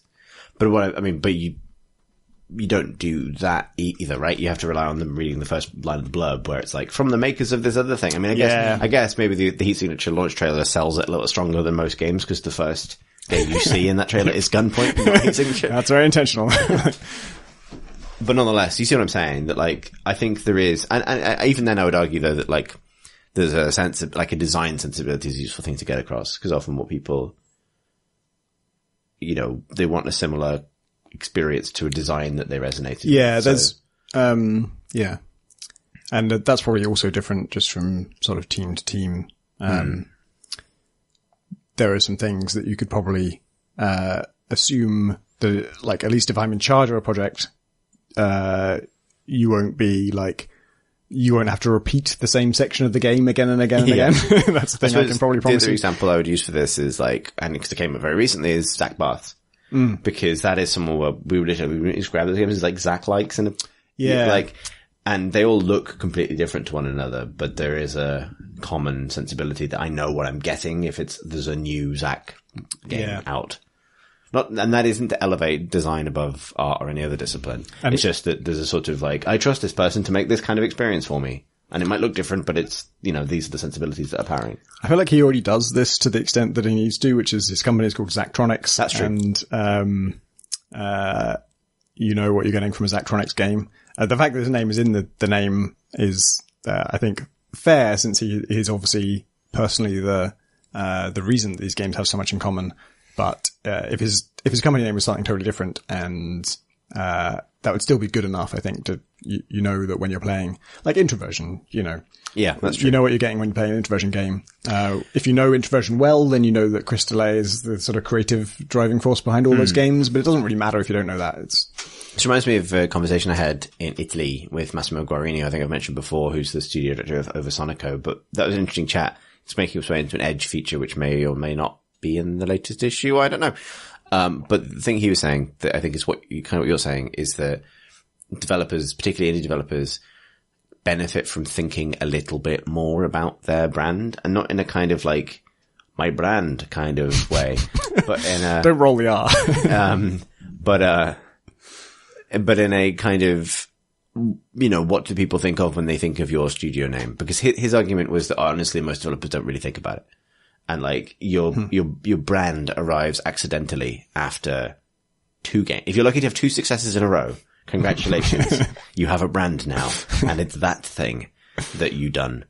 And that can be stifling, or it can be great. It depends what the thing is and whether we want to keep doing it, basically. And obviously you can't force a brand either. You can't be like, we're the studio that does this, and then you have to kind of follow it up with something. But somewhere between those two things is a kind of more active, studios taking an active role in putting themselves out in front of their games as, as a studio you can trust, as an entity with values, as a group with a name. All the different synonyms for a brand that I am fishing for. I think Mike Bithell makes the point regularly that he's not just marketing his current game, he's marketing himself, because that's the next 10 games. Yeah. But conversely, when you get into AAA and you have huge teams, I think there's a massive negative effect to ascribing it all to one person. Yeah. Like if BioShock was marketed as Ken Levine's BioShock, then that would be 1,000 people just grumbling behind him and doing less work than they might otherwise. But Actually, I really wish, I don't know what the solution for this is, but I wish it was more common for individual people to get credit for their particular work within a game like that. You're like, Jordan Thomas is this rare exception where he's one of the only people who was not the creative director of the two games that I knew him from before BioShock 2. But I already knew his name and I already knew what he did. I already knew he did The Cradle and he did Fort Frolic, and those are two amazing standout levels from those games. And so we all knew he was a big deal.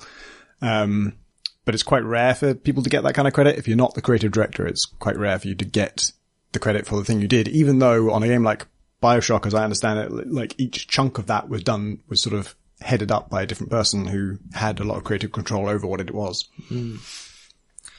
Yeah, the same could be true of someone like Chris Avellone, maybe, like star writers on RPGs that travel between projects where, I mean, I guess that they do get advertised, Chris Avellone has been a stretch goal.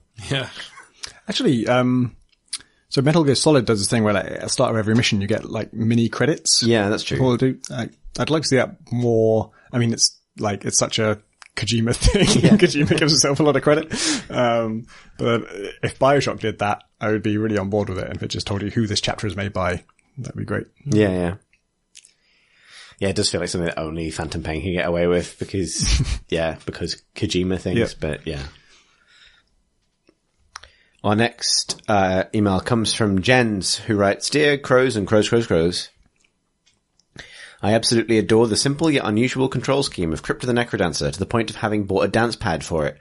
As I feel myself approaching my personal skill ceiling and its core loop is turning repetitive, I wonder what I'll turn to next, especially since my computer-based work and frail wrists mean I'm looking for games using neither a mouse, keyboard, or gamepad. Can you people recommend any other not strictly dance games similarly designed to be playable on dance pads or other unconventional controllers? Alternatively, can you think of any 2 to 8 button games that would lend themselves to being played on a dance pad, even if they weren't specifically designed for it? Thanks for the ever wonderful pod, Jens. I thought of Downwell, which is quite simple. I've not played it myself, but I think it's literally 3 controls. I have played it, and I was going to ask you how it controls. You definitely have left and right, and you definitely have some kind of jump. And I think jump is also shoot. I think it's just 3 buttons. Cause like the main way you play is that when you jump, you also shoot downwards. Like your boots sort of fire downwards, and that also propels you upwards. So I think that's just 3 keys. I remember getting power-ups that do different things, but I don't recall for sure if they required extra keys. I think... Is Helldivers on PC?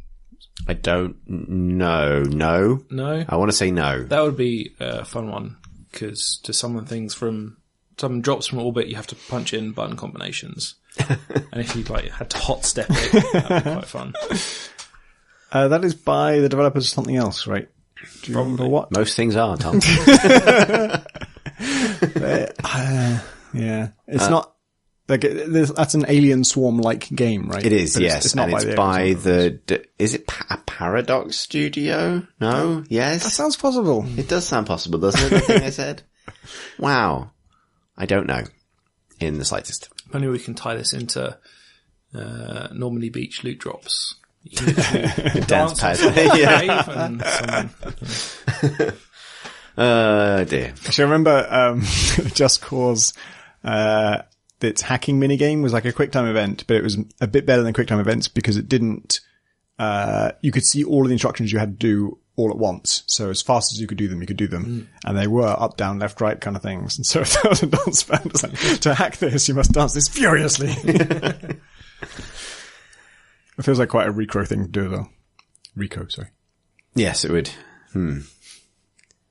So no, I'm trying to think of games that have similarly, because you need something that doesn't have, a directional element, necessarily. I mean, actually, it's not a PC game, but, Reigns, the mobile game that's you manage a kingdom, but with the Tinder interface, where you either swipe left or swipe right. That's already kind of an interface joke, but, if you're playing it on a dance mat, it'd be even funnier. This is jumping to the left, jumping to the right. Like Dance Mat Tinder. Do you want the church to have more power or the military? Dance Mat Tinder is just going to a club. Well, it's going to a club. Which way is which on Tinder? I don't know. Is right good or is left good? Right is good. Right is good. That sounds okay. correct. To be like going to a club where everyone you find attractive is always to the right of you. Which means you circle each other if you like exactly. Like an ice rink. But if you don't like each other, you'd always bump into each other. Shit. That's how that actually works. I don't know. Good, I think. Next, Anthony writes, Dear Chicken and Cackleberry, last week's pods are another reference to the notion of a chicken and egg problem and the deployment of the commonly used abbreviation of such an issue, a chegg, if you will. Next time this arises, you could also mention the common term for the successful resolution of a chegg. This is, of course, a chegg win. Very best, Anthony. It's very good. I like it. Chris does not like it. I'm happy and sad at the same time. I think I liked it because, like, I didn't know where this email was going. It really sounded like I had a serious point to make, and then it ended in a dumb pun. As most things should. Finally, we round off with a seasonal email from a person on the internet who writes, Dear Crate Crowet Society, it's that time of year again, so here's 2 new riffs on the Guy Fawkes rhyme. And these 2 are, Remember the fallen squad member promoted to death as a flamethrower's shot. Claudius Ghost stirs adorning posters. Oof. Thomas' mistake won't soon be forgot. And for attempting to rhyme stirs with posters. You get 1 point. 1 seasonal point. The other one is, remember, the Bundvajeg Bender. Context of the chicken and egg. Bundling vapality for virtual reality. No drops of rum left in the keg, which is great. Good. That's good. And you get 3 points for that one. What these points are worth and what they scale against. A mystery. You'll need Life's UI for that. As for questions, if you built an Opus Magnum style contraption in your own home, what would you design it to create? Thanks again for all the brilliant pods. Cheers, a person on the internet. My first thought was coffee. My thought was coffee as well. So, I actually like the process of making coffee. So a lot of this is like things I want a lot of, but I enjoy making myself, but there's some element. So I would ultimately, I would go for coffee, partly because I hate cleaning out a cafetiere. It's just a thing I don't enjoy doing. So the stuff you can do in Opus Magnum is very, fantastical. It's like, if you could change things at their atomical level, then, you could do this. And it's also wrong. You can't change these things in these ways. So changing used coffee to fresh coffee would be a totally thing you could do. That's what microwaves do. Arguable. That's an interesting one. I guess stale food to fresh food are totally like that machine. Yeah. Actually, I'd totally go for a machine. I don't know how your inputs are very defined, aren't they? Yeah. I want the thing that makes sense of whatever is in the fridge right now. I want the machine that says, like, these are the things you have, and the output is this meal. Yeah. But it has to be more dynamic than, like, a fixed set of inputs, or it doesn't really work. Yeah.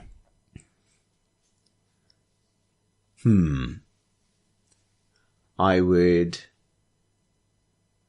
get the machine that takes bills and just outputs the useful information I need to know from each of them. Like, takes unopened post and outputs a list of things I need to do. That'd be good.